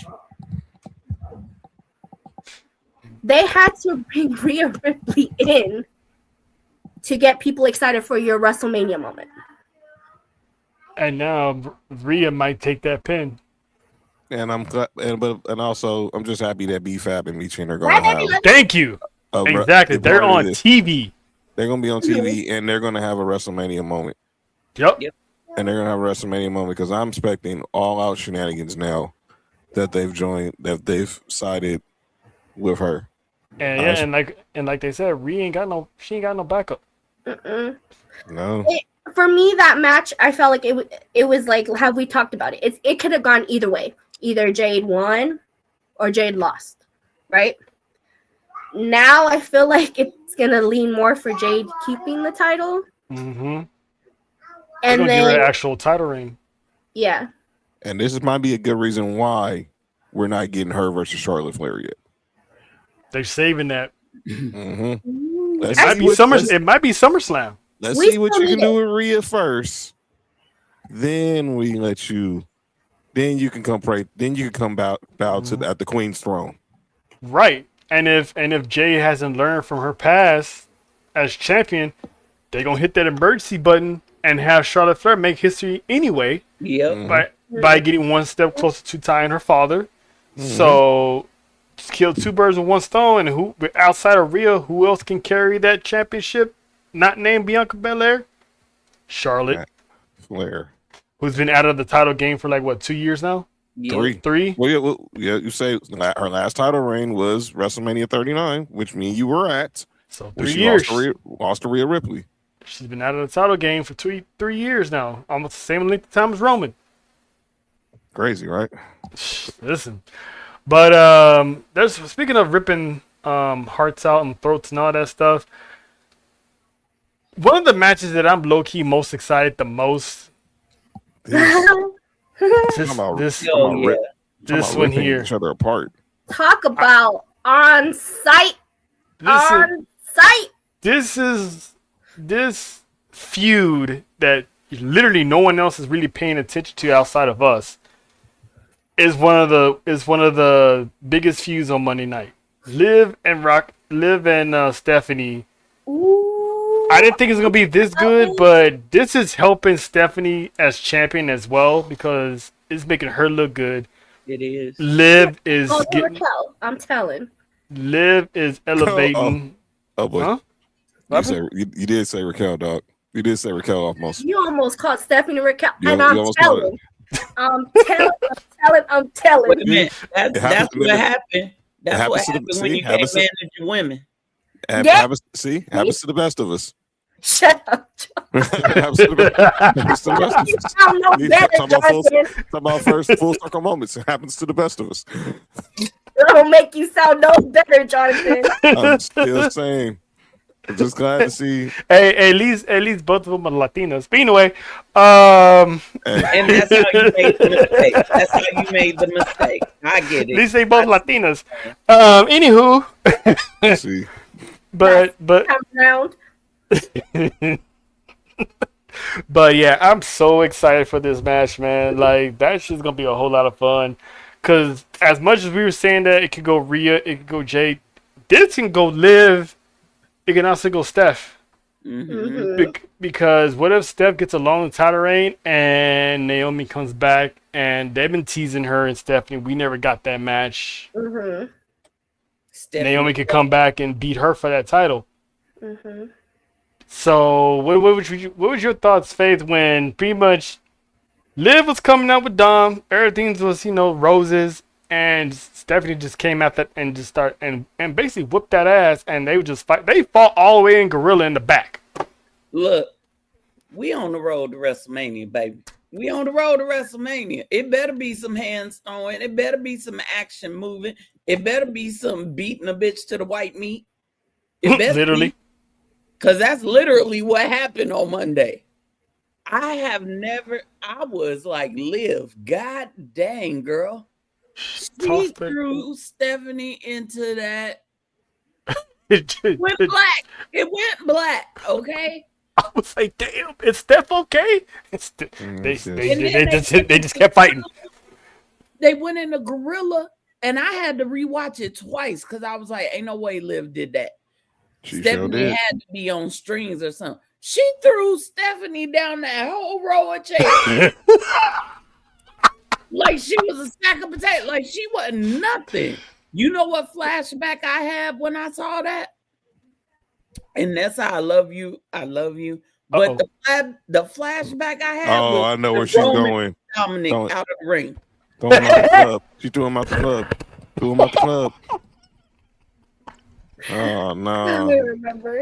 I was like, Liv, this is personal. Liv. It was that moment that me and Roman Reigns had problems. Then Stephanie came back and powerbombed. Yeah, I was like, I heard Yeah. that thud. I heard that thud from here. I was like, "Ugh, that looked like it hurt it." Yeah. Hey, Face. What would you say? That was Sean. What you say? He threw him out the club. Threw him out the Yeah. club like. R.I.P. Uncle Phil. Shout out to Jazzy Jeff. Oh man, I was like, that boy ain't gonna be the same, and he haven't crossed Roman Reigns since. No, Please he let it hasn't. stay that way. Please let it stay that way. Alright. He tried. He tried at Money in the Bank, remember? Well, no, he No, tried. Rumble. He tried at Sorry. It was at one of them I was at. And how that turned out. Shush. Exactly. But I was in my chair talking about run. I was not real excited about this until Raw on Monday. Oh, really? Really? I Liv, yeah, great in the ring. Stephanie, great in the ring. I was looking for that it moment. We, like I said, we're on the road to WrestleMania. Mm-hmm. That little segment where Stephanie was cussing Liv out, I was like, ooh, this is good. But you want that it moment on the road to WrestleMania. That moment that defines that match. For example, Jay and Gunther. That build was dry as a 90-year-old virgin, just dry. It was just dry and crusted. Okay, it was dry and crusted. But until Jimmy got busted open and that whole thing happened, and that was that it moment. Mm-hmm. What happened on Monday for me with Liv and Stephanie, that was a beautiful it moment. That was definitely on site. I'm not gonna lie, I agree, because again, we've got to that point where she won, and then she's deciding, she's talking shit, she's doing this. So they did their talking. Now again, like I said, it's on site. Right. It's on site. And that's all we're gonna get until then. You know who's having too much fun in this segment outside of me? This mofo. This dude. Yeah, he is. How? He always finds his way in the greatest compromising positions of all of any man. Like Becky did it. In that position. Listen, Becky slapped the hell out of him. like this like he had arms all over Steph. That man's left side is numb. I know it's numb. Because that's where they go every time. It's his left side. Like, He must have said that was his best side or something. But Trell, I see what you're saying too. no, but Having too much fun. Too much fun. They always Too much fun. go after Dom. Them women always putting their hands on Dom. That's because he's dirty Dom. They get entrenched by that mullet and that mustache. I'm not gonna say. They don't know what to do. They smell that Pantene Pro V and that cocoa butter, that shea butter that's all on his skin, and it's soft. He's soft. He's soft to the touch, you know. And the hair, when you touch the hair, it just glides. They just want a little touch of that. He smell good, like for real, for real. I know he do. I ain't never met him, but I know. The embrace. She forgot she had a man. But anyway, Who cares?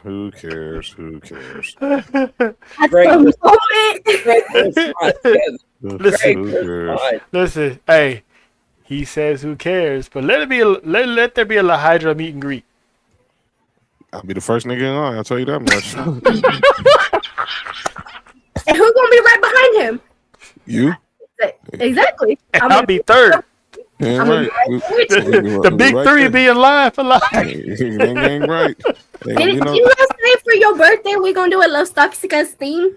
Like, Don't. come on now. Boy, y'all do not threaten me with a good time. Oh Lord, the cheekbones out. Oh, the Cosby grin is out. I know you. Hey, do not go there, Faith. Back to the pudding pops all over again. We ain't going there. Offer when the Jello pudding dog. That's what you're. Come on now. Time when I'm knocking the boots, dog. Okay, that's you. Back to the show. I wish I never typed pudding pops. Okay. Hey, I was done. I was done. And you know what? That's a face shout out the only Johns on Tuesday too. I sure Yeah. did. Hey, you know what? Y'all ain't right. Hey man, listen, we was talking about the death of OnlyFans CEO, and then Faith was like, "Yeah, we wouldn't have got the only John." Oh, well, No, what I said was my condolences to his friends and the John, because the founder of his Only Johns had passed away. Yeah, and I still ain't got my royalties yet. See? I'm pretty sure Ness would give you your awards. I said royalties. I said what I said. You better be in the will. Let me shut up. By the way, how you think his will? How you think his will? How you think his will looks? Was he married? Was he well, married? who's gonna get the OnlyFans chain? I was like, his wife, they better have either a good prenup or she getting a lot of money. Really, you would think she's getting that money. You would think that's definitely that's a $1 billion empire. So it has, unless he has kids, she better have gave it to him good. Because if not, whoever was is gonna get all that money. Did he go buy OnlyFans? Who? And he gonna change the name from OnlyFans to Oily Fans. No. Baby oil is gonna be. Look, Beatrice saw enough of that at House of Glory. We don't need to relive that again. That's gonna be the special section of Oily Fans. He gonna have a premium rate, and the package is gonna be called House of Glory. No. Calling the premium the House of Glory. Trail, let me stop. This is insane. This is diabolical. I thought I was diabolical. What I said earlier was, again, this is the on-site part of this Road to WrestleMania, and I love it because in reality, there are no rules to a fucking fight. So you're gonna do what you're gonna do to make sure it stays down. So yeah, she got thrown into the Tron. And again, I have flashbacks because I did this shit. And she's slamming her head on the damn wall. Yes. I'm like, yes. She said, I did that to a few bitches too. She threw her. But then here comes Stephanie's like, I got you too. Boom. Boom. Like, and Stephanie, when do you ever see Stephanie sneak attack somebody? Stephanie is ready. Stephanie is ready. She's never snuck attack. She'll come out and distract. But she full on snaked her. Loved every part of it. Stephanie is over. She said, I'm done. Let's do this. Let's get it on. Should have never called her puta. But anyway, all that for being called a puta. And I said it earlier. Y'all got to remember, we got a Latina and you got an Italiana. And Angel said it best. Liv is also from Jersey. Mm-hmm. She got that spice to her. And I said, he's an honorary Mexican. Then you got the Latina. That bitch knows how to drink. There's no this. There's no there or this. When it comes to fighting. And then them Jersey girls, they know how to drink. Speaking of that, I need that. Listen, Raquel, sweetheart, Victoria. Oh no. Ma'am, listen, you're a 6-foot Mexicana, Amazona, all that above. Why are you at the basketball game and you let Liv Morgan outdrink you? I mean, Liv Morgan chugged that beer to the head like it was nobody's business, and this girl stopped midway and was like, nope, I'm done. That's because Liv Morgan ain't got no gag reflex anyway. That's what he's... I mean, that does explain a lot because her gills were definitely working on that cup. But still, I get it. Maybe tequila is your thing, but ma'am, you are 6 feet tall. Why you let that little lady out drink you on national television? It's embarrassing. It's embarrassing. I was embarrassed. I don't even like beer like that, and that still hurted my soul. I was embarrassed with them wearing them ugly ass shelter covers. Okay, we're gonna get off of that for a second. You had to. That's probably why she wasn't able to chug wearing that dang Celtic green. Get out of here. Like, come on, Raquel. I mean, do you need any more reason to not like Liv? I mean, she's taking your title shot. She might win a championship that you haven't won yet. She outmet. And she can drink beer better than you. She outmet-skinned you. That's the main one right there. That is the main one right there. Ma'am, I'm gonna need you to get it together. She is not gonna be able to go back to the Hente. But I told you, and that's why you're a side chick. An honorary Mexican a while back. So Trill. What did you say? Nothing. Anyway. I heard what you Listen, wow. everybody got their roles, and that's why they have them. Anyway, I don't make the rules. Oh my God! There's levels. And this is why you almost called your side chick's name. The main chick. Anyway, you're gonna have us on another playlist on like we did that one episode. Shout out to anyway, R&B. But speaking of by any means and making sure that person stay down. Oh, yes. Okay. J. Listen.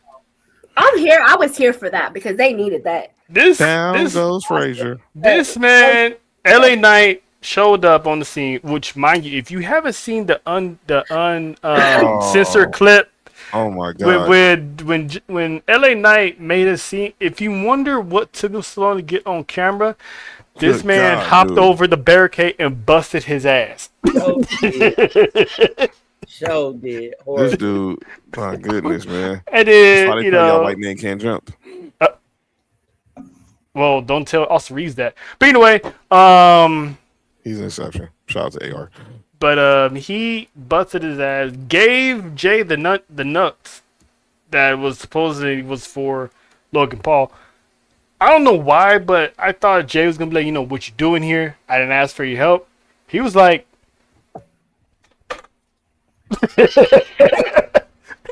and knocked out Austin Theory. Then when they got the disqualification, he was like, you know what? Pow! Knocked Logan Paul out too. You forgot it was walking away. He ran back. He ran that shit back. He ran back and was like, cacao. Listen, Jay Uso set the tone for what would happen later on in the night. But we're finally, we always said Jay was crashing out. But we getting that right-hand man, Jay Uso, but it's still not the same right-hand man from 2021. The one that's trying to outshine Roman, trying to prove that, I love you, cousin. Let me handle this. When you're not asked to do it. Now it's like he knows his place. And he's still going to be Roman's right-hand man because the man was a cheerleader. He became a cheerleader later on that night as well when, the man got.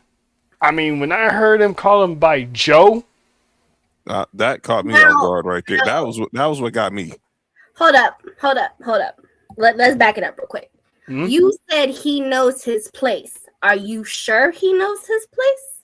Because it didn't look like he knew his place. Listen to what I'm saying. He knows his place.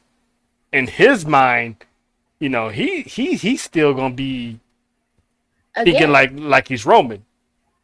So he's still gonna have his own agenda. I still think the man's still gonna have his own agenda no matter what. I was like, But we don't know nobody's place yeah, right now. He walked out there talking about fuck them tag titles, and I want that. Let's get this match right now. you think where's Roman? He's not even here, but I'm here. I was like, wow, you still that part of Jay is still there. I mean, he's letting his emotions get the best of him. But I love how when Roman came out, it wasn't the usual, you know, get your ass out my ring. He's like, I'm gonna say as respectfully as I can. Get your brother, get out my ring. Y'all had y'all tag team match. This is me. This is me.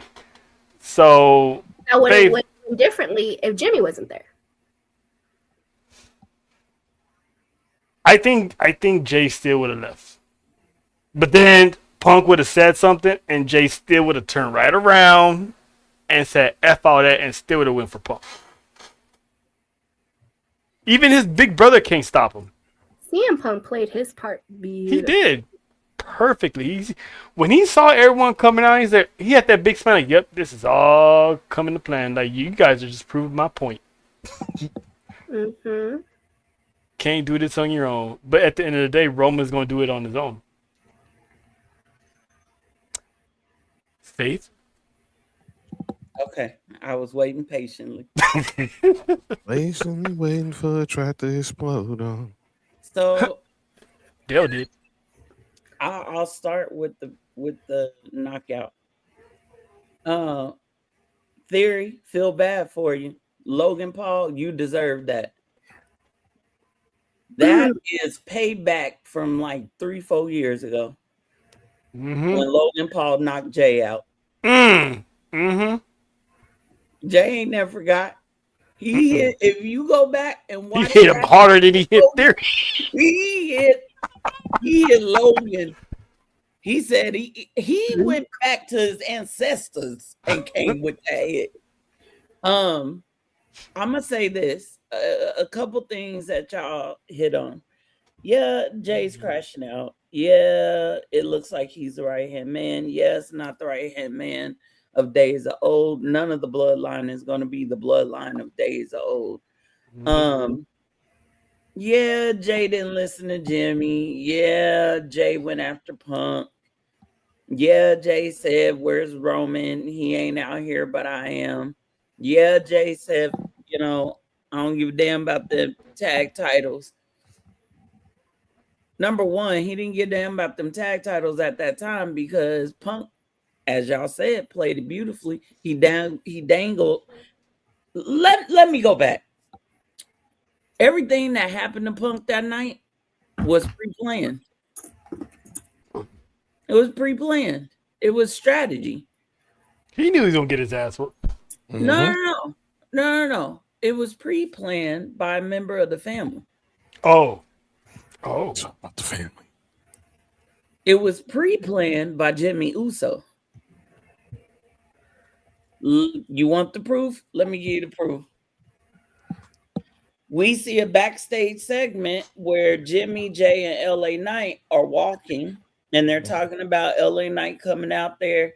And LA Knight says, "Yeah, Jay, I thought you was at least gonna hide the nuts." And Jay's like, "I ain't hiding nothing no more. Mm-hmm. I ain't hiding nothing more." Okay. Yeah. I'm gonna go back a little bit further because I gotta tie this all together. As they're walking up, we see God in the background on one of the trucks. Jay looks up at the other truck. He sees The Rock's picture. He takes his ring tape off. He frowns up his face at The Rock's picture and he throws the tape at The Rock's face. Meanwhile, Jimmy's talking to LA Knight. Jay is off to the side, and who do they keep in frame with The Rock's picture? Jimmy. And then what does Jimmy do? He does the people's eyebrow. And I'm gonna tie this all up. Okay. Then Jimmy and Jay and LA Knight, Jay says, "Look, you disrespect this family, there's consequences." That's when Jimmy did the people's eyebrow and said, "True." LA Knights being there goes back to the week before, where LA Knight said, "If y'all trying to bring back the bloodline, I can't let that happen." So what's the best way for LA Knight to try to keep track on that? Act like he's helping them, right? Mm-hmm. Like, did you notice he hit the eyebrow too? So, but he doing that because he trolling, because they say he's the White Rock or whatever. Yeah, that's what's funny. And he's smart. Yeah. Before Jimmy off, what did Jimmy tell Knight? He said, just like Punk's gonna find out tonight, you don't, or I mind how you talk when you speak about our family. Jimmy knew Punk was getting packed up because it was already planned. Why say that to LA Knight? Just like Punk's gonna find out. It was already pre-planned. And Jimmy, I believe, is the one that pre-planned it.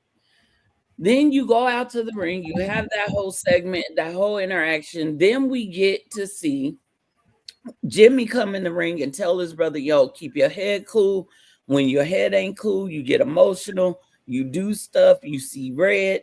He's like, I know what this food did, but let the OTC handle him.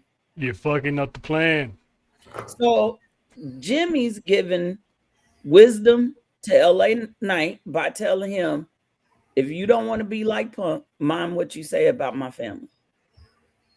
Right before Punk went out to the ring, we see Jimmy again, right? Mm-hmm. Jimmy tells Punk, hey, heads up, I'd mind what you say. My brother's on a warpath. Yup. He then gave wisdom again.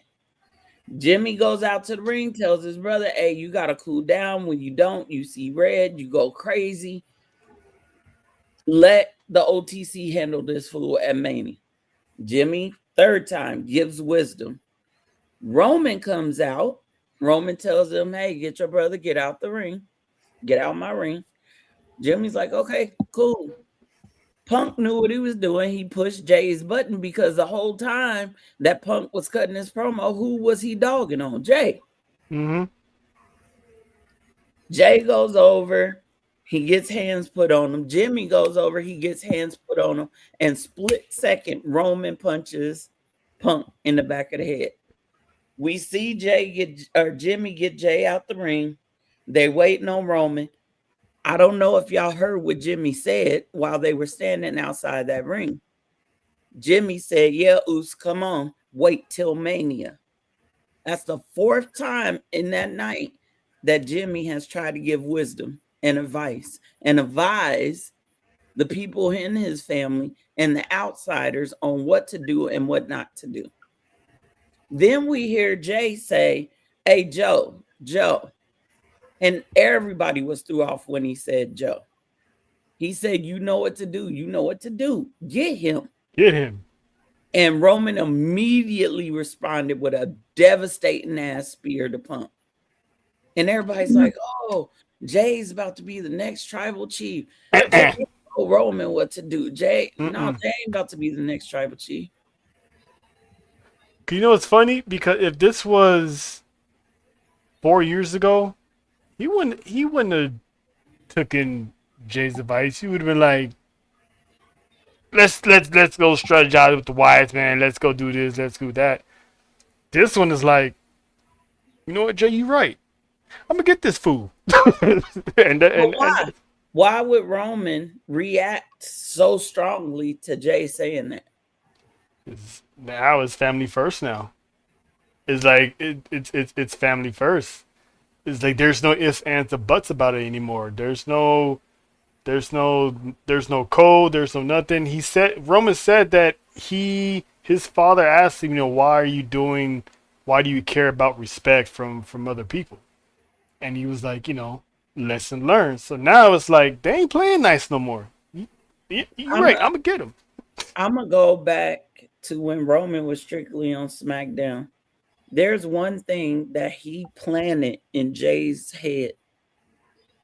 Well, two things. One, you don't embarrass the family. Remember, Jay used to repeat that over and over and over again. You don't embarrass the family. You don't embarrass the family. Second, you don't disrespect the family.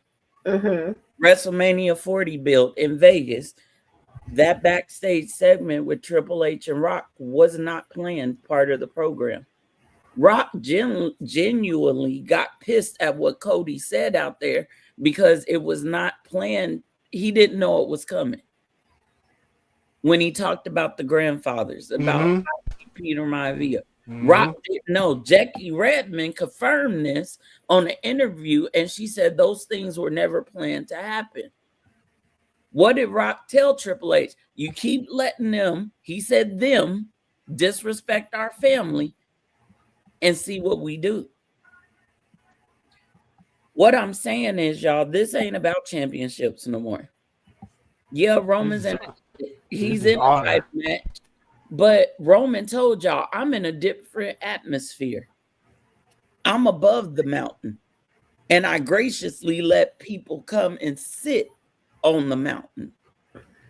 He said on the podcast with O'Shea Jackson Jr., he was like, y'all was cool until I wake up. Well, guess what? Roman woke the hell up. This is about family respect now. And Punk, he broke the camel's back in half with that line about Sika. They have been planting the seeds about the family being disrespected. I could point out 6 years. I can point out numerous promos. The promo between Paul Heyman and Jay when Jay still had the World Heavyweight Championship. What did he say? Your daddy is a liar. He lied to you. Your mom, she lied to you. Roman, he's a liar. He lied to you. Then what did the promo with Paul Heyman, Bronson Reed, Braun Breaker, and Roman? Roman told Paul, you thought the Bloodline was a faction. He was like, nah, that's God's work. We a family. You disrespected my family. You played in my face. I can go further back. They have planting seeds about this family coming back together to get the respect for the family. For 70 plus years, people in WWE, kayfabe, have disrespected this family. I wouldn't be surprised if next week we hear Punk talk about Matt. His brother. How was Matt? What was Matt in WWE? Other than 3-minute warning, what was Rosie? He was sidekick of the Hurricane. He's basically Grimace. That's what The Rock called him. What was the acronym to his character at that time? He was a superhero in training. What does that stand for? Oh, no. Yeah, shit. I could see Punk calling that out and saying, you know what, Roman? That's why your brother's a piece of shit. Damn. He could talk about Rikishi. Oh, that's why his brother was a piece of, superhero in training. Add some of those. He can talk about Rikishi. They add too much to this that doesn't need to be. These No, people won't be touching him in Vegas. No. And I feel like this is the necessary part to it. Oh, yeah. I mean, like, in kayfabe, they just adding too much. Well, we saw what Lance did today. It's supposed to be personal. Journey did too, John. It's supposed to be personal. And this is why I feel like this is going to be one of the best matches just because of how personal it is. And you know, because of the story it's being told. And if y'all think that the back and forth between Punk and Roman ain't about to get real ugly and nasty, it is. And I'm going to tell you this too. I would not be surprised if the entire family lines the ramp as Roman walks out. If that happens, someone owes Trailer check. I said this, Faith. I said on Championship Sunday, I need CM Punk making his way to Gorilla, and you see nothing but Samoans standing in the hallway like he's walking to death row to a slaughter. I've been saying it, and when we saw Jimmy meet him at Gorilla, I'm like, that's That's start. what needs to happen. That's start. Have Jay, have Jimmy, have Jacob, Solo, and then Naya's there, and then maybe they bring up somebody. Maybe you have like maybe Rikishi in the back somewhere, like standing in line. Walk as you know what I'm saying, like. These people ain't gotta be under contract to get paid to show up, just stand in the hallway. Let me tell you something. Make no mistake. Make no mistake about this. You might see Faith on TV. Standing there talking about WWE. Make no mistake about something. If the entire family, which the entire family just happens, all of them gonna be in Vegas. In Vegas, and we're gonna see some of them. And John just said Lance responded on social media to what Punk said critically, but he responded. Damu responded. Tamiko responded. Journey responded. Look, y'all don't want Journey.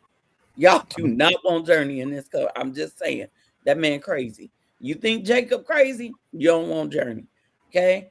Then you got Lance. I think I said Lance already. Yes. Then you got Jacob saying that Punk got to see him and Zilla.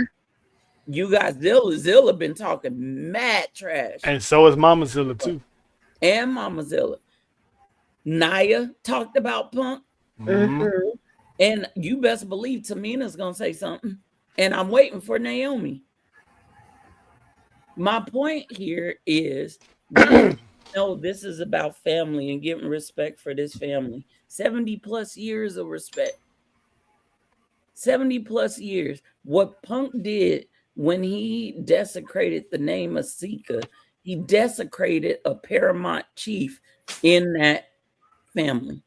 But how do you know Sika was a paramount chief? How do you know? Rikishi on his podcast, in his message to Punk, which was emotional, and I was like, okay, Rikishi, I can nominate you for an Emmy now. That was good. That was better than I did it for The Rock. Okay. Rikishi did it for The Rock. He said, "Oh, shut your mouth, you tongue wearing fatty." Go ahead. He said, "Why'd you do it? Our family known you for years. We respect you. Why did you do it? For some cheap heat?"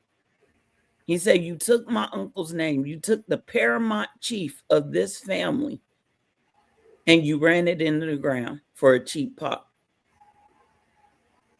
And he said, "And you think that the family's not going to answer the call that was sent out? There's only one status that can send out a call like that. And that's another paramount chief." When Sika passed away, Roman Reigns took the reins. I seen the clip of him at the funeral. He's the guy now. He's the guy now. There's a clip of him at the podium. He is wearing 3 different kinds of ulafalas. Okay. Here's the thing. Just because you're related to the paramount chief doesn't mean that you automatically become paramount chief. The family has to choose you. And I guarantee you the family has chosen him because everybody that's responded verbally has said one thing. He said, "But we ain't going to touch you. We're going to let Roman deal with you." That leads me to something else. Back to that picture of The Rock on the truck and Jimmy. This is after Mania. A little bit further down the line. Give y'all a little something here. Jimmy is going to play a pivotal role. And not in the way that people think. I think that Jimmy is going to choose The Rock side. I'm telling y'all right now, the final boss is coming back. I'm telling you right now. Say what you want, John. I know you got to see it to believe it. But let me tell you why. Him and his Brazilian bundles. The hierarchy right now, Roman is above Rock. That's not good. And ain't The Rock a chief? Roman is a paramount chief, and guess what? The family chose him for that. They didn't choose Rock. They didn't even choose Rock to be High Chief Sayuli. Somebody else did.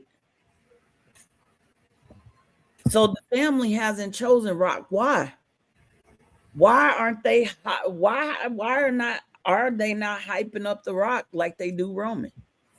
Have y'all ever thought about that? This family really, they pay no acknowledgement to Rock. You didn't heard Jay and Jimmy crack jokes about the Rock. Jay said, "I can't smell what he cook. He can't cook no way."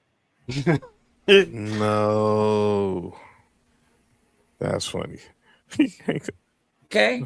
What I'm getting at here, that's how you open the door to Rock's return. If all family members show up at Mania and they support Roman as he walks out to deal with Punk, who just desecrated the name of their paramount chief, that's the family choosing Roman to be paramount chief. The Rock ain't gonna stand for that. The Fighter Boss ain't gonna stand for that shit. All I'm saying is this Roman is not tribal chief. If you look at his new gear, do you see tribal chief anywhere on there? Nope. Do you see OTC anywhere on his new merch? His WrestleMania shirt came out, but that's a WrestleMania shirt.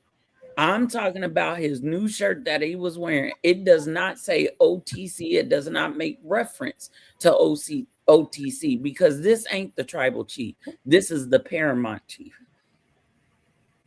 Jay, he's not the right-hand man anymore. Jay is about to be what they call Tula Fale. He is going to be an order chief. He is going to speak for Roman when Roman's not there. He's going to negotiate on Roman's behalf when he's not there. OTC 1 meet OTC 2. Okay, but that does not make Jay the tribal chief. Rock is going to need somebody as well. He's going to need an order to speak on his behalf.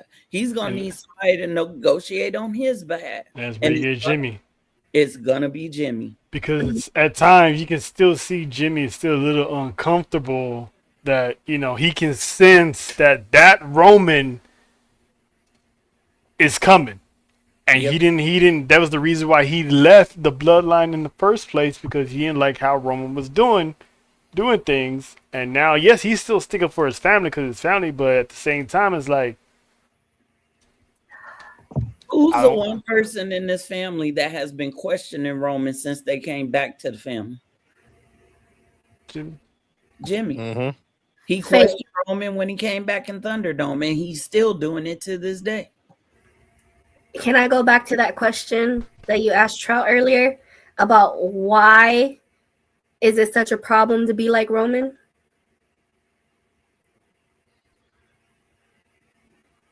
mm-hmm. This is why. They have a problem with the way Roman works. I mean, it gets done though. Like, you know. But that's what it is though. They have the fact that, you know, like how you said, we don't want to be like our parents. They don't want to be like Roman because of the way he acts, because of the way he gets things done. Which is why he always told his little brother, "Hey man, you sound like Roman." Do y'all remember in Roman's interview or in his documentary, he said what Matt told him? And it broke my heart to hear Roman say that Matt said this to him. Matt said, "Don't let them turn you into somebody's gimmick." He told Roman, he was like, "Don't go in there and just play along and flow with everything. Go in there and be different." He said that's one of the last things Matt said to him. And he brought up the fact that they made him be Rosie. Mm-hmm. Matt didn't want to be Rosie. You mean to tell me Matt couldn't have been a world champion? Matt couldn't have held a title? How long did Yokozuna hold the title when he got it? Less than 24 hours. By the way, How long between High Chief Peter Maivia coming on the scene and someone in that family winning a title? How many years was it? I could tell you 33. Until Rock came along. Nope. No. The Head Shrinkers won a couple of Right. titles, the tag team titles too. I'm talking about world titles. Oh, Yokozuna. yeah. And then how did Vince want Sika and Alpha to be presented? As savages with bones through their nose and couldn't speak English, unintelligent. That's the Roman we about to deal with. The Roman that's sick of playing. And the entire family who's been responding to what CM Punk said, they all have said they tired of the disrespect.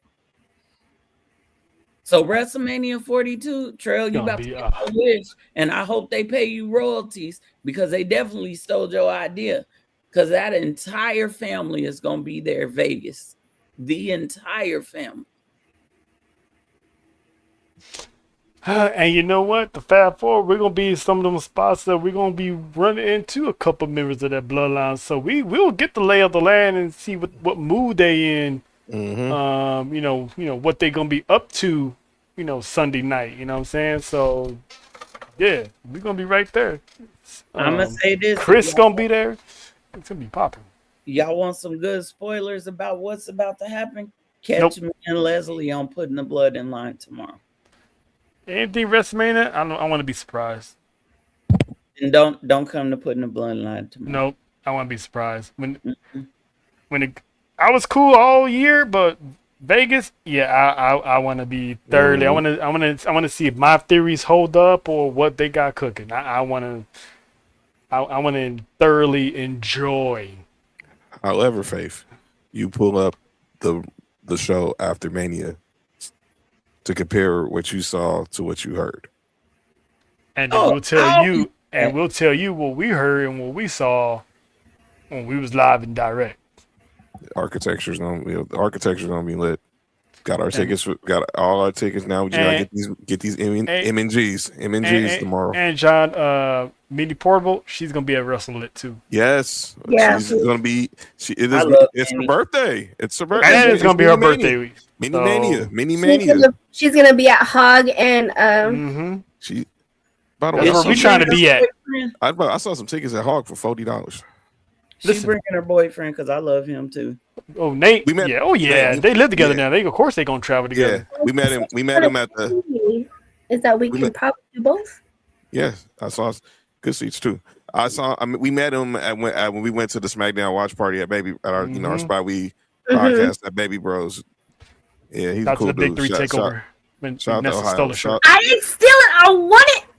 She won the John Cena shirt. Shout out to Justin Javon. Oh man, that was funny, man. That girl on her first night in LA, she I wasn't even paying attention to nobody that day. No, you wasn't. Hey, Trail, can I ask one more question? Because I know y'all saw, or did y'all see what Big E said about Roman and the Usos? I did. I watch Raw recap every week. I'm a sum it up. He pretty much said, if you call yourself the man, to be the man and do this on your own. Everybody is saying that on Monday, Roman took out Punk, not on his own, but it was 3 versus 1. I didn't see that. I didn't see it either. Because Jay attacked Punk. Jay got locked down by Punk. Right. Jimmy was next in line. Right. Jimmy got knocked down. Right. Roman was next. Roman speared them. Roman powerbombed him. There's no shield triple powerbomb. That was all Roman putting belt to ass. But that's what I'm saying. So I don't understand why everybody is coming at Roman talking about, well, he can't do this by himself. He's been doing it by himself. He didn't ask the Usos to go out there. He didn't tell them. Usos was standing on the other side of the ring. Right. He didn't tell them to go out there the week before when they were asking for an apology. Matter of fact, backstage segment, he told them, I don't need his apology. Go get the apology for yourselves. This is what I'm trying to tell people. That's what I was saying. CM Punk is not getting it. He's painting the narrative because that's all you can see. But it's like Roman's been doing it since he came back after losing everything. he's been on his own. Like we mentioned that one time when they was in, what was it Paris? When he told me he didn't want to see him till Christmas. Clash in Paris. He No. was on his own arc. Mhm. But I can't wait to Vegas. So gonna far, be fun. speaking of Vegas, this is what they have so far. So how is everybody feeling about the lineup they got so far? Because I like how some of these matches have different colors, so that lets you know which one's night one, which one's night two. That's right. The brown is clearly the code. The brown. The gold color. The gold color is for Saturday. And Yes, Nessa. If we go to Mania, you getting Randy Orton live and in person. Yes, Yes, and Liv Morgan. and Liv Morgan, and I get Stephanie. Okay. Hey, Trail. Can you put those graphics up just real quick one more time? The Mania ones. But yeah, yep. I know. wanna Stop point out something. it, Faith. No. I'm not pointing out nothing. I ain't doing nothing funny. Okay, I just was reading your internal thoughts for a minute. Oh, No, no, was over there. I got Yes. some internal thoughts, but that's not what I'm doing. But Nessa, shout out to you because Jesus have Christ. y'all ever wondered why? I mean, yeah, I get what John's saying. The gold represent night one matches, the blue represent night two matches, right? Mhm. But have y'all ever wondered why they decided to do other than that? Because that's easy, you know. You could just tell us what's on night one, night two. Have y'all ever thought why the graphics are so different and why one is the end of times or the end of things, and the other one is the future of things? Because Well, Jade is the future, Ova's the future, and Roman's about Right. to prove the Punk that you know The what I'm saying? future goes through him because Mhm. whoever takes that title off for Roman will be. It's gonna be the future. Then you go here well, to Breaker. look at the guy who's literally under him. right. Then you go over here to the other side, and this is representing that graphic represents the end of days, apocalyptic things. Mind End you, of the on road. Cody's side, what does it say on Cody's side? What's the name of that hotel? Girl, I can't see that. SmackDown Hotel. That It is represents the end of things or the beginning of the end of things. They are planting seeds. I'm gonna leave that there. But what could be ending here? Cody's title reign. Or Cody's Golden Boy persona. Yep. is Please. AJ Lee. definitely with Stephanie and Liv, the continued ending of the possible crumbling of the Judgment Day. Now look on both sides. Look at where it says SmackDown Hotel on Cody. It Mhm. doesn't say that on the women. No, because they have the same. It's the same picture for the women. The two matches from Raw. Clearly, that's one. Yeah, and one then, side is the future and it's electrified. The other side is burned down and it's the end of times. I just wanted to point that out. Maybe I'm reading too much into it, but it's like Escape. It's like Escape from L. If you remember the movie Escape from LA with Kurt Russell, it's Snake Plissken. Snake Plissken. That's a good movie too. Escape from But New York and Escape from New York first. Shout out to Kurt. Shout out to Snake. I could be Plissken. reading too much into it, but I pay attention to the little details. Well, you know, it's almost we almost at the end of the road, so you already know what that means. This is what we doing. We doing this. What we doing? I made this song. You like it or what? How about new? How about no? I could have used that a lot. I could use that a lot this weekend. So, Boy, if y'all I'm not didn't gonna get tired. calling out names last night was iconic. So I'm gonna kick this one off because mine is pretty much light and simple. We always had this running theme that whatever you do not press send. Please. So, Tamatonga, Here we go. sir, when you at WWE rehearsals getting ready for a show, Tell him.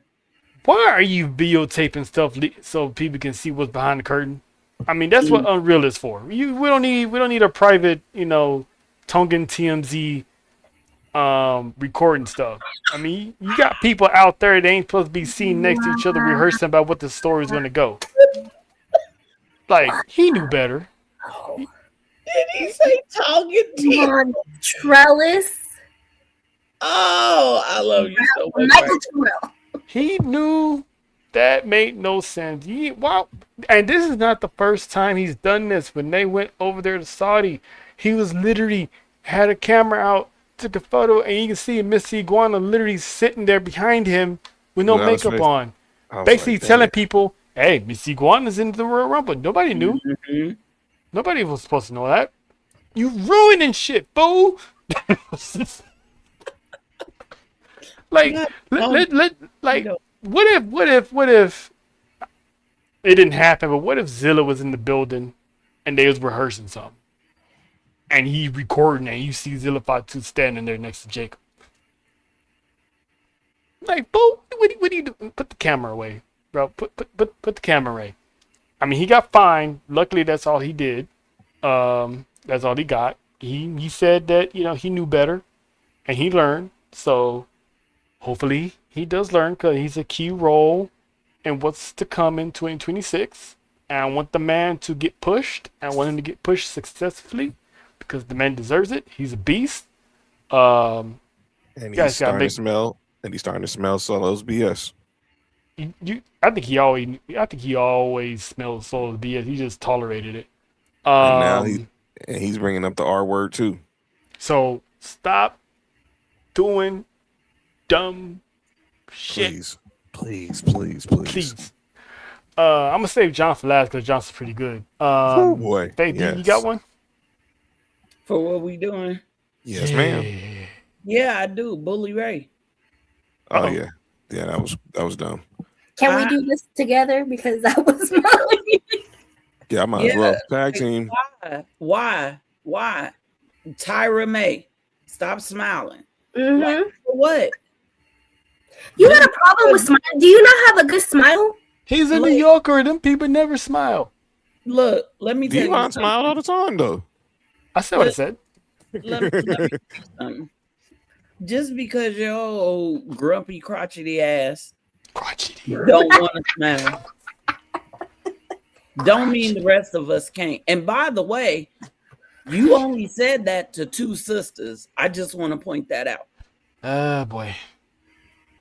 No, yeah, I said what I said. And there are other wrestlers that just smile and they stay smiling. Did he say that to Shiloh? Shiloh always smiling with his old dropout teeth. He always smiling. It upset me. Like Bully always saying that he's only said that to the black women. How you know Kalani wasn't smiling because she just got married? Maybe she's still on cloud 9 from that. Mm-hmm. Shout out to them. And just because they smile when they in an interview with you, don't mean they ain't gonna step in that ring and wreck a hoe. Poor thing. Have you seen her smiling in the ring? Because I don't remember her smiling. I mean, she steps into that ring and it's business. She got a game face on. Poor Thea last night. But you see how it's a problem? Because I find that a problem, not only with that, because that's the only thing that they don't say that to other men. Why are you always smiling? Why is it always that either we smile too much or we don't smile at all? They didn't even say it to other women.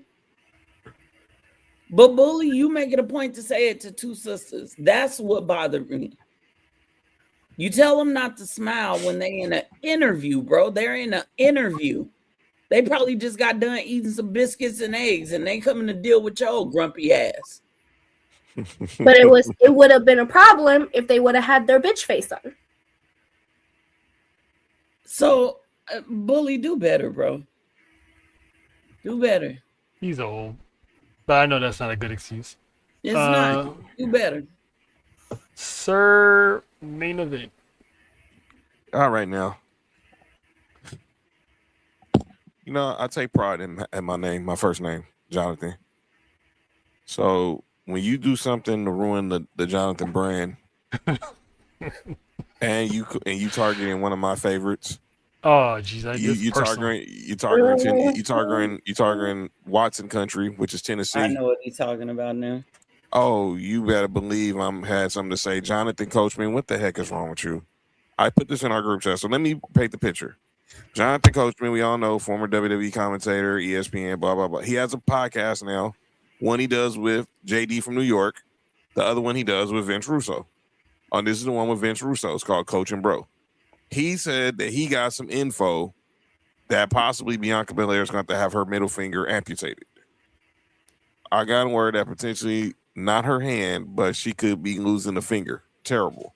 Let me say this. You take the graphic off, Trail. Now, Trail. All right. If that is true, it's none of our business. It's none of Vince Russo's business, and it's none of yours.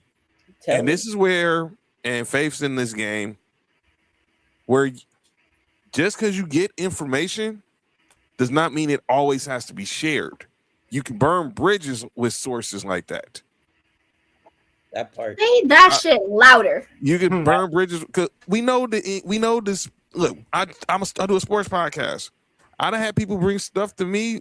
Mark done had people bring stuff to him, and we can't rely who the source is, but we take the information, and we don't. But not every information we take, we supposed to say on air. If someone told you that, and that is a serious concern, that she was possibly going to have her middle finger amputated behind what happened after all these surgeries and treatments she's having, I think the person who should have been saying that should have been Bianca Belair. I don't think Montez Ford wants to hear that his wife could possibly lose a finger. I don't think her mom and dad want to hear that their daughter possibly has to lose a finger because you got some information and you went out there cloud chasing because you on air with Vince Russo. I agree. It shouldn't have been said, but I wouldn't say it's clout chasing because. But you know what I mean? He's one of those guys that's been in the business. It's not like, one of us that, we're using this information for clickbait. Right. I mean, I do agree. He could have kept it to himself. That's why I'm ticked about it because you're not no dude who's trying to be on the come up. You've been doing this for 20 plus years. You get a lot of good information and you dropped a lot of good gems.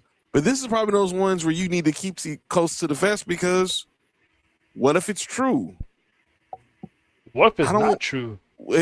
Exactly. What if it is true? But we don't know if it's true or not. And I'm praying that it's not because I don't want to see nobody wants to see Bianca Belair lose a finger.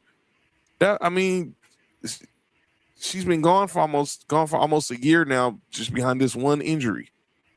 I don't think her family wants to hear that, wants to read these headlines and have to people cousins texting them out of the blue like, is Bianca finna lose a finger? You got to think about that. That's what bothered me about what Coach did. It was not the fact that he said it.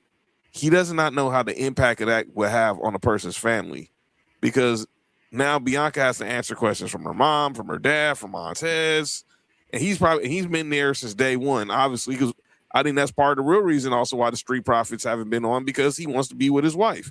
And shout out to Dawkins, baby number 3 on the way. So, Didn't baby number 3 arrive already? They just they got this is that was number 2. This is number 3 now. This man straight up said his pull-out game is weak. Wait a minute, we thought Jimmy that man said I ain't trying to. No, he literally said on Twitter, "My pull-out game is weak." Yeah. Shout out to the wife. So, you know what, John? I have to agree with you because, like you said, not just like the old saying, "Not all money is good money." Not all news is good news. You don't need to put out everything. I love, like, I get a lot of spoilers and I confirm them or I'll wait. But you don't. There's some that you told us we still haven't said. True that. Like, for example, I to go along with that lady that posted the picture of Jimmy and Naomi with a little baby, Back Yeah. when Jimmy had the red in the hair, like, come on, bro. Rikishi, I even was a little upset with Rikishi letting it out on the podcast that the baby was born. And now Like, he's cleaning it up, saying that it was their other son that had a baby. exactly. But he can't That's claim that now. Yeah, but you can't clean that up. Can't clean News that up. like that is sensitive, and it needs to be said from the actual person, no matter if it's good or bad. That has to come from them. And this is where reporters, that's your job, but you need to, like John said, those are bridges that you're burning. Exactly. And I've And got if it information. comes out that it's not true, you look stupid. Right. Mhm. And you know how people are on Twitter and Instagram. You gonna get flamed for that later. You're gonna be a meme, a walking meme. Yep. And obviously you've been one of WWE's one of the most famous personalities in the last 20 years. Whether it's your time at WWE, your time at ESPN, in what you're doing now independently, but it wasn't worth it. To me, that one wasn't worth it. Nope. And that's pretty much just what we're doing. Everybody that's been on this list, get better. Please. Just get better. Quickly, we got a few acknowledgments. I still gotta work on the theme song for that one.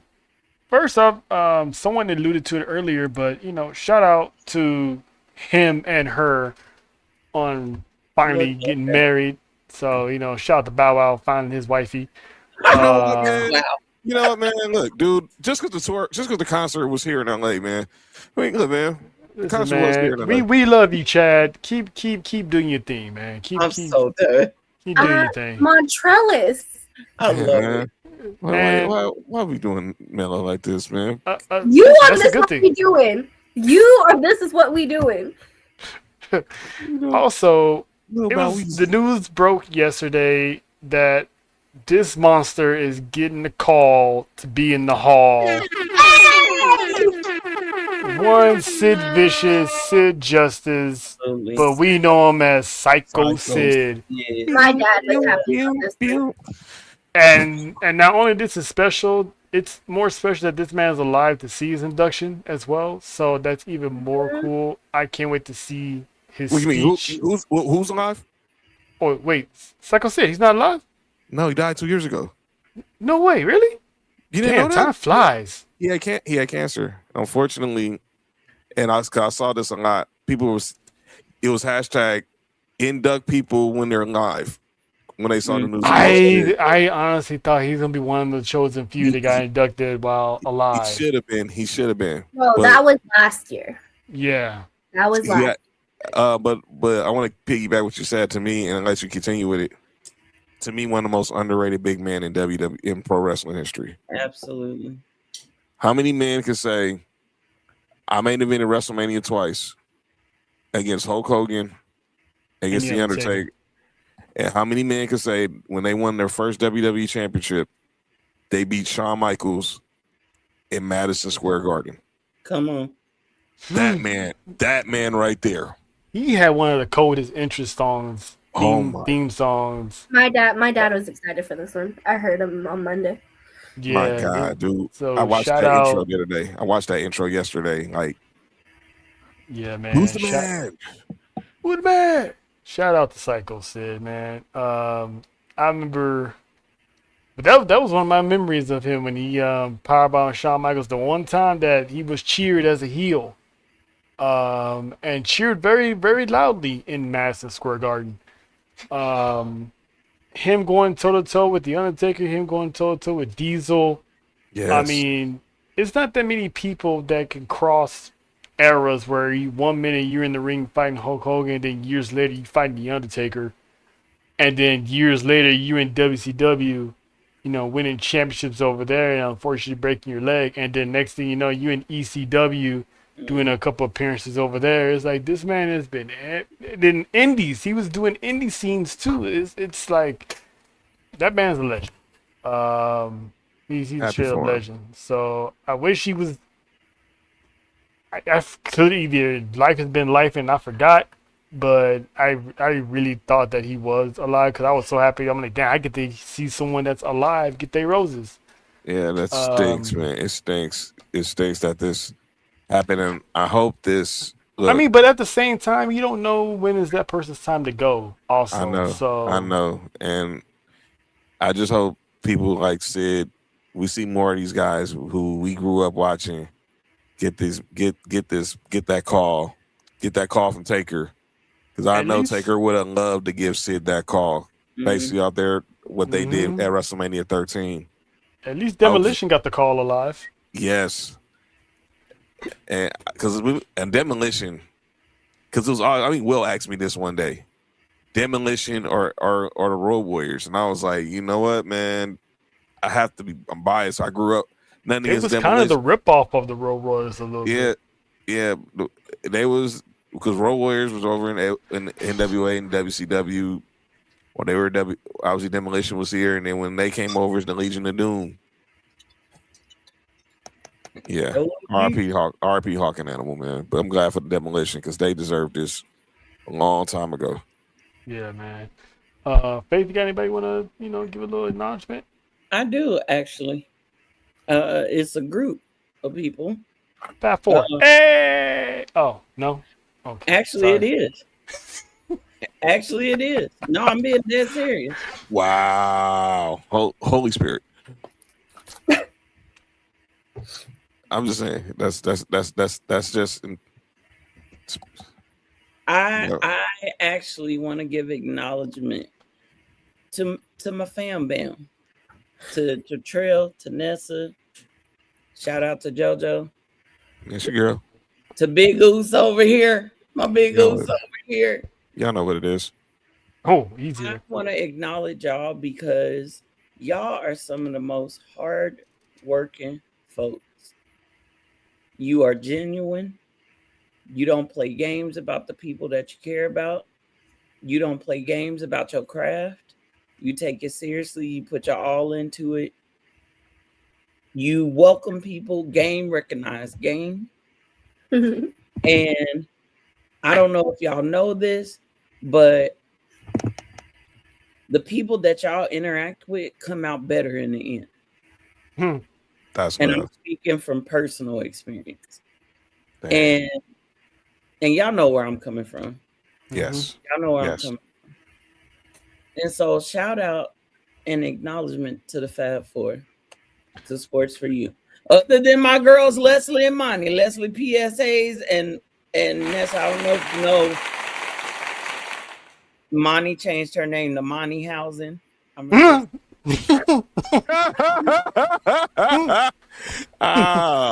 It's as Tony Yayo once said, it's a movement. Yes. But, y'all. other Tell than y'all. them, 'cause I'm gonna see you. them two women, I don't know if y'all know, but them some of the hardest working, most genuine women too. Yes. But I got to give y'all acknowledgement. Like you said, hashtag induct people, acknowledge people While while they- you still alive and while they still alive. Yes. And I don't think my confidence would be where it is today without y'all. So I acknowledge y'all. That's Yeah, love. right That's back at you. what's Because I know sometimes I get on.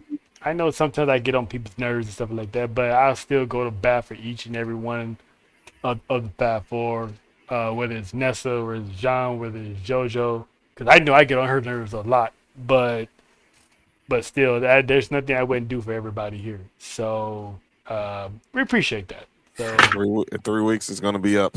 3 weeks is gonna be up. Oh boy. Y'all better watch out. Yeah. We taking over the Sin City. But before we get to the game of the week, They're gonna have to deal with the both of us. and at some point you two have to Lord. deal with the both of Bell us. money. Faith. Hey, Faith, keep the phone Hey. on. Especially Keep the John phone gonna be by himself with us. Hey, on hey, Thursday. Keep the phone on. Get to Vegas quick, dog. Cause that Thursday morning, man, I'm gonna need. Hey, man, Hey, Faith. listen, tell you, listen, keep the phone on. Bell money. Jose gave me a shorter shift, so I'll be out of there at 10 in the morning. So I'm looking for earlier flights. So see if I can That's change good. my flight. Yeah. But if not, it'll be there around 6 when I get there. I But, got Bell I got y'all covered. Okay. Yeah, that because belt- they that see belt they talking about we gotta look out for them and shit. That might be time they gotta look out for us. What the fuck? Oh, Don't worry. I got family here. Call cousin. I call cousin Jeanette. I got backup in the city. Raquel is gonna be in Vegas. Stephanie Vaquera is gonna be in Vegas. I'm pretty sure Lola Vice is gonna be running around on the Vegas Strip. Oh, you my got Lord. a third? You Oh got no, a- that's John. That's John. Oh, That's John. okay. I John know. has 4. He claims Los Toxicas. Yeah, I do. Well, I know. Yeah, Cheekbones out again. Them cheekbones. yeah. And I'll tell you, man, if I see like Hydra or Flammer or Mascara, oh my I can't God, blame dude. you about Flamer. hey, I might have to fight you for Flamer though. Well, No, I'm gonna have never- to fight you for the Hydra for sure. Hey man, For sure. I'm just gonna say is yes. We can rock paper scissors for Flamer. pretty much. Pretty much. She can flame. She's a flaming. But I gotta we acknowledge R-Truth, man. R-Truth, man. Oh man. Wrestling got titles in his 20s, his 30s, his 40s, 40s, and and now now his he's 50s. 50s. I mean, Triple H told y'all the night Punk came back, the R-Truth was the big return. I mean, with 4 I'm just happy for him. decades and a championship in each one. Former NWA champ. Look, man. When this man goes in the Hall of Fame, 24/7 I-95 7-Eleven champ. when this man goes, it gets man for 57 times, 57 times, bro. 57 times. When he goes in, that's gonna be one that hits everybody because there's nobody who wasn't impacted by Truth. And he's gonna go in sooner than later. As soon as he retires, he's gonna be in the next Hall of Fame. I guarantee it. Yeah, because there was nobody. That whole locker room, y'all, they might run out of seats for people who want for the superstars because they want it. Because everybody's gonna be there to celebrate Truth. Because everybody loves Truth. You mean Yo. K Quick? Hey, Quick, Ron Cena. Ron Cena? Kent. And y'all know what? Shout out to Truth because he didn't even know they was winning the titles that night. No, he did. Damian Priest didn't. Oh, okay. I have the story back. Shit. No, Truth was the only one that knew. That's why Damian was like, "Wait, What? for real? And the look on Truth's face was like, I got you, didn't I, dog?" and shout out to Priest, man. Because look, man, they're like that buddy cop. There definitely could be like a buddy cop duo, like man. Axel Foley and old boy There Yes. you from go. Beverly Hills Cop. They're Dan Aykroyd and Eddie Murphy in Trading Places. Know what I'm saying? Oh Lord. It's crazy how there was a fake tag team champions in the Judgment Day, and now they're actual tag That's team why I champions. was like, This is a full circle moment. Truth. okay. Priest They saw Truth. planted them seeds back then. Priest saw Truth pushing them shirts and getting that money. He was like, let me He's get a like, piece you know of what? All right. You know what the greatest line is? I'm sorry, y'all can't convince me, but when that man said, I looked into your eyes and I knew you loved me. See, David, I wouldn't have been able to been on screen with you because he one of them dudes is gonna try to make you break, just like Sammy. He would probably he gonna say something that's gonna try He's to the make only you one break that character. he's the only one That- that breaks Brock Lesnar. I'm sorry, but that whole segment with Sammy and the Bloodline, that's gonna go down in history and gonna win. That needed to Uzi? win some awards Uzi? because he's not feeling Uzi. Like, what we doing here? That Hey, alone turned the Bloodline to a fan favorite. The moment I saw Jay turn around, I was like, "Oh, he's done, dude." Roman Reigns broke. Solo Yeah, he broke. did. Like they Yeah, he just did. was like, Sammy broke Roman twice when he told Logan Paul he was the biggest number 2. And I'm gonna say this: when we was at Wale Mania in 23, She broke And him they 3 times. But that time he was on the couch and like, I'm doing my dance. I'm in his head. I'm doing. it was definitely hard to break Solo because when the Usos were getting interviewed by the Ringer, they tried their hardest to break Solo, and he just wouldn't bite. Even they offered him a tribal chip. And Sammy just talking about some. But he broke him when he was like, my dog. My He's like, dogs, my dog. I'm right here. He even got Jay to forget that he was mad at him when they talk about Waffle House. Like, Yeah. He's like, hey, I could go put some waffle. I woke up, he said, Jay said, Hey, before we get to the game of the week hosted by John, I always like to do like a little meme of the week. And you know, the Oba sensation has swept the nation and has all of every black man and woman asking for their 40 acres and a mule. absolutely. So I saw this. That had me dying, dude. Will Oba avenge them all? And they're all just standing behind Oba like, you're our last hope. The fact that they got The Rock doing that is wild. He was the first victim. He was. And then me and John was live in person and Omos was a victim. Sure was. He was the only non-champion. You were there for Kofi. And I was there for Kofi. That Kofi one pissed me off. that one was like, well, you Yeah. gave us what we wanted, right? Now I'm gonna take that shit right away from y'all. And I could say something to Big E right now about talking about be a man, but I ain't. I'm gonna leave it alone. Big E got screwed. Imagine if Roman doesn't get COVID, that never happens. Right. Mhm. Or in the case of Pat McAfee, if COVID didn't get Roman Reigns. True. Mhm. That was funny. He said Roman Reigns didn't get COVID. COVID got Roman Reigns. Over. Come on, man. Get it done. Get He it done. he has the nation behind him.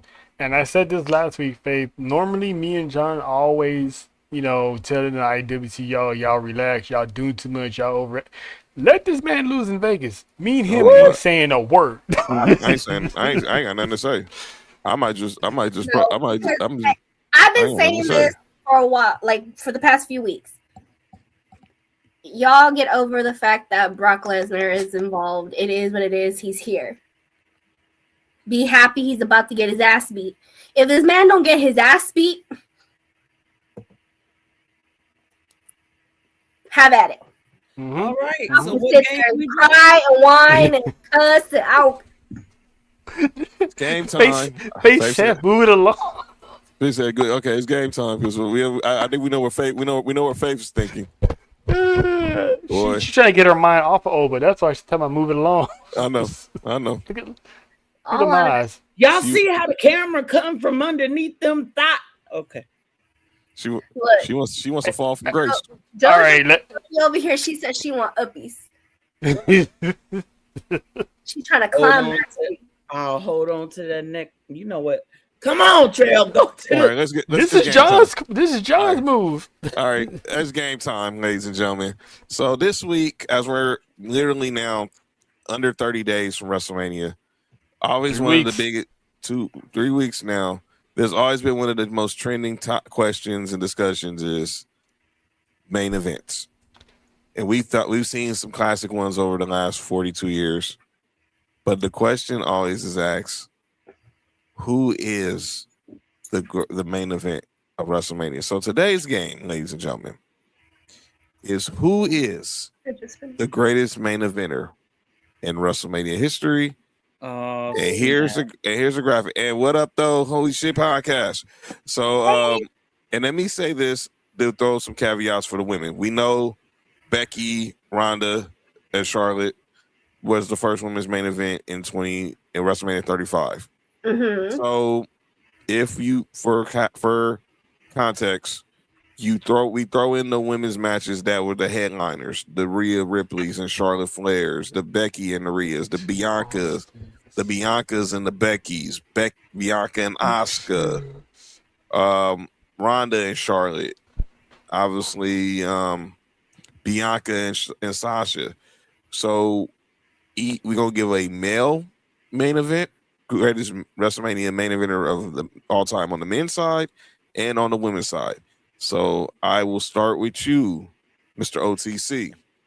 Who do you think is the greatest WrestleMania main eventer in men and women's history? Well, we can take Cody off the list. Thank you. Yeah, Thank you. yeah, he's not. Yeah, he's no, not because it's Cody, because he really doesn't belong there. no, he doesn't. Not with this. Yeah, Not with this crop. Not with this I'd say- cream of the crop. Well, Brett was only in 2 actual Well- main events. 3. You count 9. I'm telling him versus he was in 3, but technically participated in 2. Okay. Because he was in there with Yokozuna, and then he got taken out, and Hulk Hogan took his place. So he didn't really finish the match. So then it was him and Him and Yoko ran back at Yoko 10. again. And then there was him and Shawn. So that was a good one. Roman Reigns has dominated WrestleManias. The Rock has had 5 main events, including the tag team match. Taker had the streak. And then there's Shawn. Damn, that's a tough one. I love the streak, but I'm still gonna have to go with the showstopper, Mr. WrestleMania himself, because a few of those people on Undertaker's list, some got buried 4 times, some lost twice. So it was the revolving door of the same people through the later stages of the streak. So I'm gonna go with Shawn, because Shawn put on the best performances in the main events of WrestleMania, and let's not forget the Iron Man match is like one of the best WrestleMania matches I've ever seen in my life. Our friends over at Holy Podcast, they agree with you on that. They're saying Shawn and Brett. They're saying Shawn. So let me give you context. If it's Abe or whoever's running the account, pick one person specifically you think is the greatest WrestleMania main eventer. So you could say Shawn or Brett. You could say Becky or Charlotte or Sasha. But those 2 matches are 2 of the best matches. Now, what about the ladies? I think the ladies, I think it's only one person.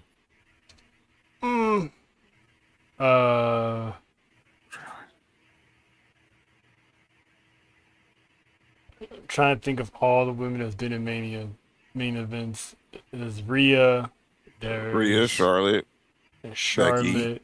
Becky, Ronda, Bianca, Asuka. I mean, Ronda was only in what, 1 actual main event? Yeah, we can stop talking about her. Thank you. I'm gonna say Charlotte. You're just gonna say Charlotte Flair. All right. Let's go to Faith. Give me a greatest WrestleMania main eventer on the men's side and on the women's side. Can I ask a question real quick? Shoot. Why is Triple H not up here?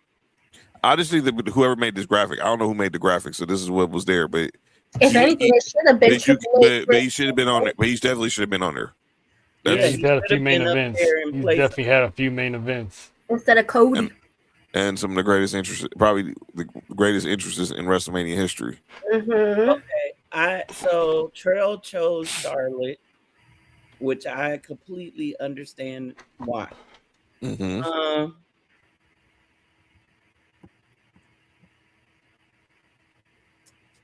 I guess I'm gonna have to choose. I'm torn. God, dog. You could choose the same if you want. Mm-hmm. Well, no, I Maybe don't want to choose Charlotte. I had 2 others in my head. Becky's an easy choice. Mm-hmm. I gotta go with Bianca. Okay. Okay. And on the male side, if I missed that one. No, she ain't seen him in yet. Damn, that's hard too. And it was funny, Brock is not even on this graphic either. Right. Or Kurt Angle. He didn't really have that many main events. Well, I thought about that when you said Brock. That was the first person. Oh yeah. That 19. Classic.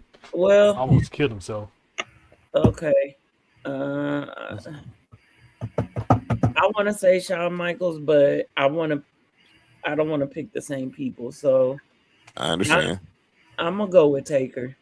You're going to take her. I'm gonna go with Taker. Nessa? The streak got to be up there.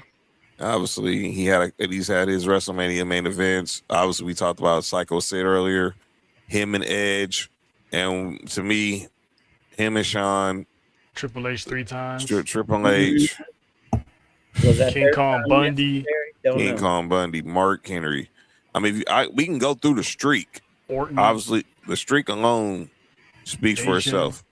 AJ, I mean, the streak alone from We ain't started gotta- from. We ain't From got to Jake- bring up the Roman one. We ain't got to. Well, look, I Why said not? that. Look, we discussed that last week. I wish that match never happened. We asked last week about if we could remove a match from WrestleMania history, which one would it be? And I picked that one because Taker should have never been in the ring. Yeah, He clearly agreed. wasn't healthy. He clearly wasn't healthy. Agreed. All right, I ain't got my Drina. You're up.